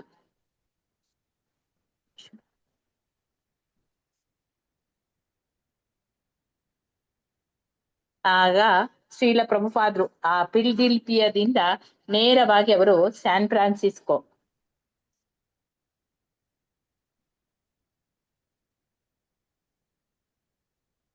ಅಲ್ಲಿಗೆ ವಿಮಾನಯಾನ ಮಾಡ್ತಾರೆ. ನಂತರ ಪ್ರಥಮ ದರ್ಜೆ ವಿಭಾಗದಲ್ಲಿ ಅವರು ಉಪೇಂದ್ರ ಅವರ ಒಟ್ಟಿಗೆ ಕುಳಿತುಕೊಂಡಿದ್ದಾರೆ. ಬ್ರಹ್ಮಾನಂದ ಸ್ವಾಮಿ, ಹರಿಕೇಶ, ಪ್ರದ್ಯುಮ್ನರು ಇಕಾನಮಿ ವಿಭಾಗದಲ್ಲಿ ಅವರು ಪ್ರಯಾಣ ಮಾಡ್ತಾ ಇದ್ರು. ಶ್ರೀಲ ಪ್ರಭುಪಾದರ ಭಾವಚಿತ್ರವನ್ನು ತೆಗಿಬೇಕಲ್ಲ, ತೆಗೆಯಲು ವಿಶಾಖ ಮತ್ತೆ ದೇವದಾಸಿ ಅವರು ಬಂದಿದ್ರು. ವಿಮಾನವು ಎತ್ತರ ಮಟ್ಟದಲ್ಲಿ ಹಾರ್ತಿತ್ತು. ಸಮವಸ್ತ್ರದ ಬರ್ತಾರೆ. ಶ್ರೀಲ ಪ್ರಭುಪಾದರ ಕಣ್ಣಿಗೆ ಬಿದ್ದ ಕೂಡ್ಲೆ ಅವರ ಕಣ್ಣಿಗೆ ಶ್ರೀಲ ಪ್ರಭುಪಾದರು ಬಿದ್ದ ಕೂಡ್ಲೆ ಅವರ ಬಳಿಗೆ ಹೋಗ್ತಾರೆ. ಹೇಗಿದ್ದೀರಾ ಪ್ರಭುಪಾದ್ರೆ ಅಂತ ಹೇಳಿ ಕೇಳ್ತಾರೆ. ಆಗ ಅವರಿಗೆ ಆ ಸ್ಥಳ ಬಿಟ್ಟು ಕೊಡುವಂತೆ ಉಪೇಂದ್ರರಿಗೆ ಪ್ರಭುಪಾದರು ಸೂಚಿಸ್ತಾರೆ. ಕಿಟಕಿಯ ಬಳಿ ಕೂತಿದ್ದ ಪ್ರಭುಪಾದರು ಅವರ ಪಕ್ಕದಲ್ಲಿ ಸಮವಸ್ತ್ರಧಾರಿ ಕುಳಿತಿದ್ದ. ಆಮೇಲೆ ಸಂಭಾಷಣೆಯಲ್ಲಿ ಮುಂದುವರಿಯುತ್ತದೆ. ಪ್ರಭುಪಾದರು ಕೇಳ್ತಾರೆ, ನೀವು ಕ್ಯಾಪ್ಟನ್ರಾ ಅಂತ ಕೇಳ್ತಾರೆ. ಆಗ ಅವರು, ಅಲ್ಲ, ನಾನು ಮೇಲ್ವಿಚಾರಕ ಪೈಲಟ್ ಮತ್ತೆ ವಿಮಾನ ಸಿಬ್ಬಂದಿಯ ಮೇಲ್ವಿಚಾರಣಕ್ಕಾಗಿ ಬಂದವನು. ನಾನು ಆಧ್ಯಾತ್ಮ ವಿಚಾರವಾಗಿ ನಾನು ನಿಮ್ಗೆ ಕೆಲವು ಪ್ರಶ್ನೆಗಳನ್ನು ಕೇಳ್ಬೇಕು ಅಂತ ಹೇಳಿದ್ದೇನೆ, ಕೇಳ್ಬಹುದಾ ಅಂತ ಹೇಳಿ ಕೇಳ್ತಾರೆ. ಅದಕ್ಕೆ ಪ್ರಭುಪಾದರು ಸಂತೋಷದಿಂದ ಆಯ್ತು ಅಂತ ಹೇಳಿ ಒಪ್ಪಿಕೊಳ್ತಾರೆ. ಎಲ್ಲವೂ ಪ್ರಶ್ನೆ ಅವನದು, ಎಲ್ಲವೂ ದೇವರಿಂದ ಸೃಷ್ಟಿಯಾದದೇ ಅಂತೇಳಿ ಕೇಳ್ತಾರೆ. ಆಗ ಪ್ರಭುಪಾದರು ಹೌದು ಅಂತ ಹೇಳ್ತಾರೆ. ವೇದಾಂತ ಸೂತ್ರವನ್ನು ಉಲ್ಲೇಖಿಸಿ ಅಲ್ಲಿ ಜನ್ಮಾದ್ಯ ಯಸ್ಯ ಯಥಾ ಅಂತ ಹೇಳಿ ಸ್ಟಾರ್ಟ್ ಮಾಡ್ತಾರೆ. ಪ್ರತಿಯೊಂದು ವಸ್ತುವು ಕೂಡ ದೇವರಲ್ಲೇ ಅದು ತನ್ನ ಮೂಲವನ್ನು ಹೊಂದಿದೆ ಅಂತ ಹೇಳಿ ಹೇಳ್ತಾರೆ. ನೆಕ್ಸ್ಟ್ ಅವನು ಪುನಃ ಒಂದು ಪ್ರಶ್ನೆ ಕೇಳ್ತಾನೆ. ಅದರಲ್ಲಿ ಕೇಡಿನ ಬಗ್ಗೆ ಏನು ಹೇಳ್ತೀರಿ ಅಂತೇಳಿ ಕೇಳ್ತಾನೆ. ಅದು ಕೂಡ ದೈವ ಸೃಷ್ಟಿಯ ಅಂತೇಳಿ ಕೇಳ್ತಾನೆ. ಆಗ ಉತ್ತರ, ದೇವರಿಗೆ ದುಷ್ಟ ಶಿಷ್ಯ ಎನ್ನುವುದೇ ಇಲ್ಲ, ಪ್ರತಿಯೊಂದು ಒಳ್ಳೆಯದೇ. ಆಮೇಲೆ ಅವರಿಗೆ ದೇವರ ಈ ಮುಂಭಾಗ ಒಳಿತು, ಹಿಂಭಾಗ ಅದು ಕೆಡುಕು ಅಂತೇಳಿ ಹೇಳ್ತಾರೆ. ಉದಾಹರಣೆಯನ್ನು ಅವಲಂಬಿಸಿ ಹೇಳುವುದಾದ್ರೆ, ದೇಹದಲ್ಲಿ ಎದೆ ಮತ್ತೆ ಬೆನ್ನು ಮಕ್ಕಳು ಸಮಾನ. ಹಿಂಭಾಗದಲ್ಲಿ ನೋವಾದ್ರೆ ನಾವು ಅದನ್ನು ಗಮನಿಸುವುದಿಲ್ಲ, ಆದ್ರೆ ಎದೆಯಲ್ಲಿ ನೋವು ಕಂಡ್ರೆ ತಕ್ಷಣ ನಾವು ಗಮನಿಸ್ತೇವೆ ಅಂತ ಹೇಳಿ ಎನ್ನಬಹುದೇ ಅಂತ ಹೇಳಿ. ಇಲ್ಲ, ಹಿಂಭಾಗವಾದ್ರು ಅದು ಮುಂಭಾಗವಾದ್ರು ಮುಖ್ಯವೇ, ಎರಡು ಕೂಡ ಮುಖ್ಯವೇ. ಹಾಗಾದ್ರೆ ಒಳಿತು ಮತ್ತು ಕೆಡುಕು ಎರಡಕ್ಕೂ ಸಮಾನವಾದ ಪ್ರಾಮುಖ್ಯವನ್ನು ಕೊಡಬಹುದೇ? ಇಲ್ಲ, ದೇವರಿಗೆ ಯಾವುದೂ ಕೆಡುಕು ಇಲ್ಲ. ಸೂರ್ಯನಿಗೆ ಹೇಗೆ ಕತ್ತಲು ಇಲ್ಲವೋ ಹಾಗೆ ಅಂತ ಹೇಳ್ತಾರೆ. ಆದ್ರೆ ನಮ್ಮ ಪಾಲಿಗೆ ಕತ್ತಲು ಬೆಳಕು ಎರಡೂ ಕೂಡ ಇದೆ. ನೀವು ಸೂರ್ಯನಿಗೆ ಬೆನ್ನು ಮಾಡಿದ್ರೆ ಕತ್ತಲಿನ ಅನುಭವ ಆಗ್ತದೆ, ಸೂರ್ಯನಿಗೆ ಮುಖ ಮಾಡಿದ್ರೆ ಕತ್ತಲೆ ಎನ್ನುವುದೇ ಇಲ್ಲ. ನಾವು ನಮ್ಮ ಸ್ಥಾನವನ್ನು ಬದಲಿಸಿದಾಗ ಮಾತ್ರ ಕತ್ತಲೆ ಸೃಷ್ಟಿ ಆಗ್ತದೆ. ದೇವರ ಮುಂದೆ ಇರುವುದು ಬಿಟ್ಟು ದೇವರಿಗೆ ಬೆನ್ನು ತಿರುಗಿಸಿದ್ರೆ ಇರುವುದು ಕೇವಲ ನಮ್ಮಲ್ಲಿ ಅಂಧಕಾರಗಳೇ. ಇಲ್ಲವಾದ್ರೆ ಕತ್ತಲೆ ಎಂಬುದಕ್ಕೆ ಅಸ್ತಿತ್ವವೇ ಇಲ್ಲ. ಸೂರ್ಯನಿಗೆ ಕತ್ತಲೆ ಎನ್ನುವುದೇ ಇಲ್ಲ, ದೇವರಿಗೆ ಎಲ್ಲವೂ ಒಳ್ಳೆಯದೆ. ಆದರೆ ನಮಗೆ ದೇವರನ್ನು ಮರೆತಾಗ ಮಾತ್ರ ಕತ್ತಲಿನ ಅನುಭವ ಆಗ್ತದೆ. ನಾವು ಯಾವಾಗ್ಲೂ ದೇವರ ಅರಿವಿನಲ್ಲಿ ಇದ್ರೆ ನಮ್ಗೆ ಒಳ್ಳೆಯದು, ಇಷ್ಟು ಸಾಕಲ್ಲವೇ ಅಂತ ಹೇಳಿ ಹೇಳ್ತಾರೆ. ಆಗ ಸಮವಸ್ತ್ರಧಾರಿಗೆ ಪ್ರಭುಪಾದರು ಹೇಳಿದ ಅರ್ಥವಾಯ್ತು. ಅವರು ಗೌರವದಿಂದ ಪ್ರಭುಪಾದರ ಉತ್ತರಗಳನ್ನೆಲ್ಲ ಒಪ್ಪಿಕೊಳ್ತಾರೆ. ಅವರು ಇನ್ನೊಂದು ಪ್ರಶ್ನೆಯನ್ನು ಕೇಳ್ಬೇಕು ಎನ್ನುವಷ್ಟರಲ್ಲಿ ಚೆನ್ನಾಗಿ ಉಡುಪು ಧರಿಸಿ ಸ್ವಲ್ಪ ಕುಡಿದಿದ್ದ ಪ್ರಯಾಣಿಕ ಅವರ ಹತ್ತಿರ ಬಂದು ಮಾತನಾಡ್ಲಿಕ್ಕೆ ಶುರು ಮಾಡ್ತಾನೆ. ಶ್ರೀಲ ಪ್ರಭುಪಾದರು ಆತನನ್ನು ನೋಡ್ತಾ ಕೇಳ್ತಾರೆ, ನಿನ್ಗೆ ಸಾವಿನ ಭಯವಿದೆಯಾ ಅಂತೇಳಿ. ಆಗ ಕುಡಿದಿದ್ದ ವ್ಯಕ್ತಿ ಅಸ್ಪಷ್ಟವಾಗಿ ಏನೋ ಮಾತನಾಡಿ ಅಲ್ಲಿಂದ ಹೊರಟು ಹೋಗ್ತಾನೆ. ಸಮವಸ್ತ್ರಧಾರಿ ಶ್ರೀಲ ಪ್ರಭುಪಾದರನ್ನು ಭೇಟಿ ಮಾಡಿದ್ದು ಸುಯೋಗವೆಂದೇ ಹೇಳುತ್ತಾ ಇನ್ನೊಂದು ಪ್ರಶ್ನೆಯನ್ನು ಕೇಳ್ತಾರೆ, ಶಾಂತಿಯನ್ನು ನಾವು ಪಡೆಯುವುದು ಹೇಗೆ ಅಂತ ಹೇಳ್ತೀರಾ ಅಂತೇಳಿ. ಆಗ ಪ್ರಭುಪಾದರು ಭಗವದ್ಗೀತೆಯ ಭೋಕ್ತಾರಂ ಯಜ್ಞ ತಪಸಂ ಶ್ಲೋಕ ಹೇಳ್ತಾ ವಿಶಾಖಲಿಗೆ ಗೀತೆಯ ಒಂದು ಪ್ರತಿಯನ್ನು ತಂದು ಕೊಡ್ಲಿ ಹೇಳ್ತಾರೆ. ವಿಶಾಖಲು ಪುಸ್ತಕಕ್ಕಾಗಿ ಎಲ್ಲರನ್ನು ವಿಚಾರಿಸಿದ್ರು, ಭಗವದ್ಗೀತೆ ಯಾರಲ್ಲಿ ಕೂಡ ಇಲ್ಲ. ಪ್ರಭುಪಾದರಿಗೆ ಈಗ ಕೋಪ ಬರ್ತದೆ. ಅತಿಥಿಯ ಎದುರು ಅದನ್ನು ತೋರಿಸಿಕೊಳ್ಳದೆ ಮಾತನಾಡ್ತಾರೆ, ಸರ್ವ ನಿಯಂತ್ರಕ, ಮಹಾ ಆನಂದ ಭೋಗಿ ಮತ್ತು ಪ್ರತಿಯೊಬ್ಬರ ಅತ್ಯುತ್ತಮ ಗೆಳೆಯ ಎಂಬುದಾಗಿ ದೇವರ ಸ್ವರೂಪವನ್ನು ಗ್ರಹಿಸಬೇಕು. ಮತ್ತೆ ಹಾಗೆ ಗ್ರಹಿಸಿದಾಗ ಮಾತ್ರ ನಮ್ಗೆ ಶಾಂತಿಯನ್ನು ಹೊಂದುವುದು ಸಾಧ್ಯ. ಮೂರ್ಖತೆಯಿಂದ ಇದನ್ನು ಆಗ್ಲಿಕ್ಕಿಲ್ಲ. ಭೂಮಿ ನಮ್ಮ ಆಸ್ತಿ ಅಂತೇಳಿ ನಾವು ಭಾವಿಸ್ತೇವೆ, ಆದುದರಿಂದಲೇ ಶಾಂತಿ ನಮಗೆ ದೊರೆಯುವುದಿಲ್ಲ. ವಾಸ್ತವವಾಗಿ ದೇವರೇ ಇಡೀ ಜಗತ್ತಿನ ಮಾಲೀಕ. ವಿಮಾನದ ಮೇಲ್ವಿಚಾರಕ ಮತ್ತು ಶ್ರೀಲ ಪ್ರಭುಪಾದರು ಸಂತೋಷವಾಗಿ ಮಾತನಾಡ್ತಾ ಇದ್ರು. ಮಾತು ಮುಗಿದಾಗ ಮೇಲ್ವಿಚಾರಕ ಹೃತ್ಪೂರ್ವಕವಾಗಿ ಪ್ರಭುಪಾದರಿಗೆ ಕೈ ಕುಳುಕಿದ್ರು. ಪ್ರಭುಪಾದರು ಪ್ರದ್ಯುಮ್ನರನ್ನು ಈಗ ಕೂಗ್ತಾರೆ. ಅಲೌಕಿಕ ಕೋಪ ಬಂದಿದೆ, ಅವರ ಕಣ್ಣೆಲ್ಲ ಉರಿತಿತ್ತು. ತಮ್ಮ ಬಳಿ ಭಗವದ್ಗೀತೆಯ ಒಂದು ಪ್ರತಿಯಾದ್ರೂ ಇಟ್ಟುಕೊಳ್ಳದೆ ಇರುವ ಬಗ್ಗೆ ಉಪೇಂದ್ರ ಮತ್ತೆ ಪ್ರದ್ಯುಮ್ನರಿಗೆ ಚೀಮಾರಿ ಹಾಕಿದ್ರಲ್ಲಿ. ಆಮೇಲೆ ಯಾವಾಗ್ಲೂ ಒಂದು ಪ್ರತಿಯನ್ನು ತಮ್ಮ ಬಳಿ ಇಟ್ಟುಕೊಳ್ಳಲೇಬೇಕು ಅಂತ ಹೇಳಿದ್ರು ಪ್ರಭುಪಾದರು. ಅದು ಅಭಿಮತ. ಅದು ಪ್ರದ್ಯುಮ್ನರು ತಮ್ಮ ಬಳಿ ಪ್ರಭುಪಾದರ ಭಗವದ್ಗೀತೆಯ ಪ್ರತಿ ಇಲ್ಲದಿದ್ರು ಬೇರೊಬ್ಬ ಲೇಖಕನ ಭಗವದ್ಗೀತೆಯ ಒಂದು ಪ್ರತಿ ಇದೆ ಅಂತ ಹೇಳ್ತಾರೆ. ಈ ಮಾತಿನಿಂದ ಪುನಃ ಪ್ರಭುಪಾದರಿಗೆ ತುಂಬಾ ಕೋಪ ಬರ್ತದೆ. ಅವರು ಮತ್ತೆ ಆಮೇಲೆ ಅವರು ಭಗವದ್ಗೀತೆ ಚೈತನ್ಯ ಚರಿತ್ರಾಮೃತದ ಅದರ ಮೊದಲ ಸಂಪುಟ ಮತ್ತು ಶ್ರೀಮದ್ ಭಾಗವತದ ಆ 3 ಪ್ರತಿಗಳನ್ನು ಇಟ್ಟುಕೊಳ್ಳದೆ ಮುಂದೆ ಯಾವತ್ತೂ ಕೂಡ ಪ್ರಯಾಣ ಮಾಡ್ಲೇ ಕೂಡದು ಅಂತೇಳಿ ಉಪೇಂದ್ರರಿಗೆ ಆಜ್ಞಾಪಿಸಿದ್ರು. ಇಲ್ಲಿ ಬಾರ್ಕಳಿ ಅಲ್ಲಿ ಜುಲೈ 15, 1975 2 ವಾರದ ಒಳಗೆ ಪ್ರಭುಪಾದರು ಪಶ್ಚಿಮ ತೀರದಿಂದ ಉತ್ತರ ತೀರದವರೆಗೆ ಪ್ರಯಾಣ ಮಾಡಿ ಹಿಂತಿರುಗಿದ್ರು. ಅಲ್ಲಿ ಇತ್ತೀಚೆಗಷ್ಟೇ ಸ್ಥಾಪಿತವಾದ ಇಸ್ಕಾನ್ ಕೇಂದ್ರಕ್ಕೆ ಎಲ್ಲಿ ಬಾರ್ಕಳಿಯಲ್ಲಿ ಅಲ್ಲಿ ಪ್ರಭುಪಾದರು ನೀಡಿದ ಮೊದಲ ಭೇಟಿ ಅದು ಆಗಿತ್ತು. ಒಂದು ದೊಡ್ಡ ಚರ್ಚ್ ಇತ್ತು ಸಂಕೀರ್ಣದಲ್ಲಿ ಇದ್ದ ಇಸ್ಕಾನ್ ಕೇಂದ್ರಕ್ಕೆ ಯಥಾ ಪ್ರಕಾರ ಪಶ್ಚಿಮದ ಅನೇಕ ಕೇಂದ್ರಗಳಿಂದ ಪ್ರಭುಪಾದರ ಸಂದರ್ಶನಕ್ಕಾಗಿ 100 ಮಂದಿ ಅಲ್ಲಿ ಆಗಮಿಸಿದ್ರು.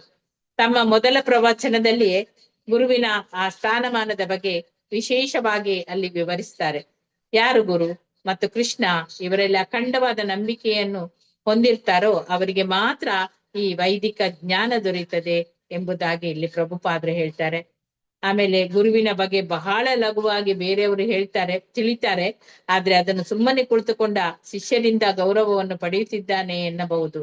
ಆದ್ರೆ ವಾಸ್ತವವಾಗಿ ಗುರುವನ್ನು ನಾವು ಹೇಗೆ ಗೌರವಿಸಬೇಕು ಎಂಬುದನ್ನು ಬೋಧಿಸ್ಲಿಕ್ಕಾಗಿಯೇ ಹೀಗೆ ಮಾಡಲಾಗ್ತದೆ ಅಂತ ಹೇಳ್ತಾರೆ. ಗುರುವಿನ ಬಗ್ಗೆ ತಪ್ಪು ಅಭಿಪ್ರಾಯ ಹೊಂದಿದ ಅನೇಕರನ್ನು ಶ್ರೀಲ ಪ್ರಭುಪಾದರು ನೋಡ್ತಾ ಬರ್ತಾರೆ.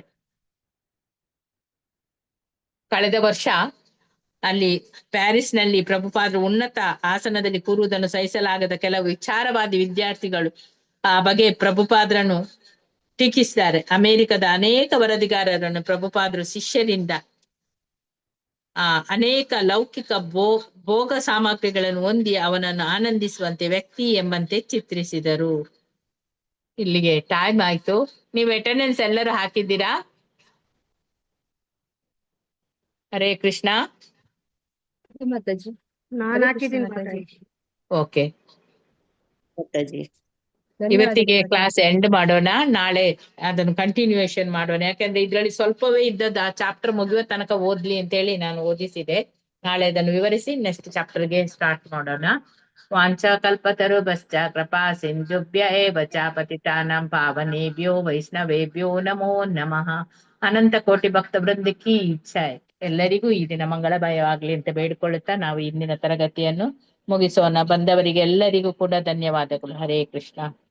ಅಟೆಂಡೆನ್ಸ್ ಹರೇ ಹಾಕ್ತೀನಿ ಕೃಷ್ಣ ಮಾತಾಜಿ. ಮಾತಾಜಿ. ಹಾಕಿ ಹರೇ ಹಾಕಿ ಕೃಷ್ಣ ಹಾಕಿ. ಮಾತಾಜಿ. ಹರೇ ಕೃಷ್ಣ, ಧನ್ಯವಾದಗಳು. ಹರೇ ಕೃಷ್ಣ, ಹರೇ ಕೃಷ್ಣ, ಹರೇ ಕೃಷ್ಣ, ಹರೇ ಕೃಷ್ಣ,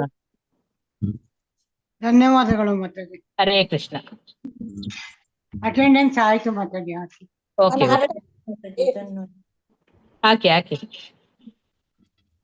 ಮಾತಾಜಿ ಲಿಂಕ್ ಇಲ್ವಲ್ಲ ಮಾತಾಜಿ? ಬರ್ಲಿಲ್ಲವಾ? ಹಾಕ್ತೇನೆ ಪುನಃ, ಒಂದ್ ನಿಮಿಷ.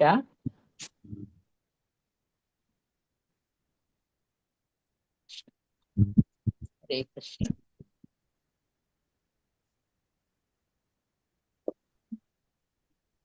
ಬಂತು ನೋಡಿ.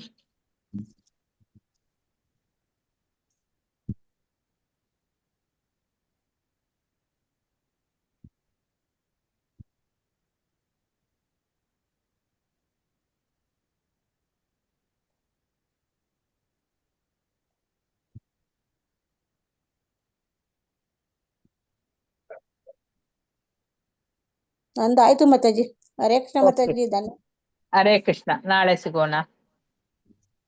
ಓಕೆ, ಎಂಡ್ ಮಾಡ್ಲಾ? ಏನ್ ಮಾಡಿ ಮಾತಾಜಿ. ಹಾ ಮಾತಾಜಿ, ಆಯ್ತು ಮಾತಾಜಿ. ಅಂತ ಹರೇ ಕೃಷ್ಣ, ಹರೇ ಕೃಷ್ಣ, ಹರೇ ಕೃಷ್ಣ.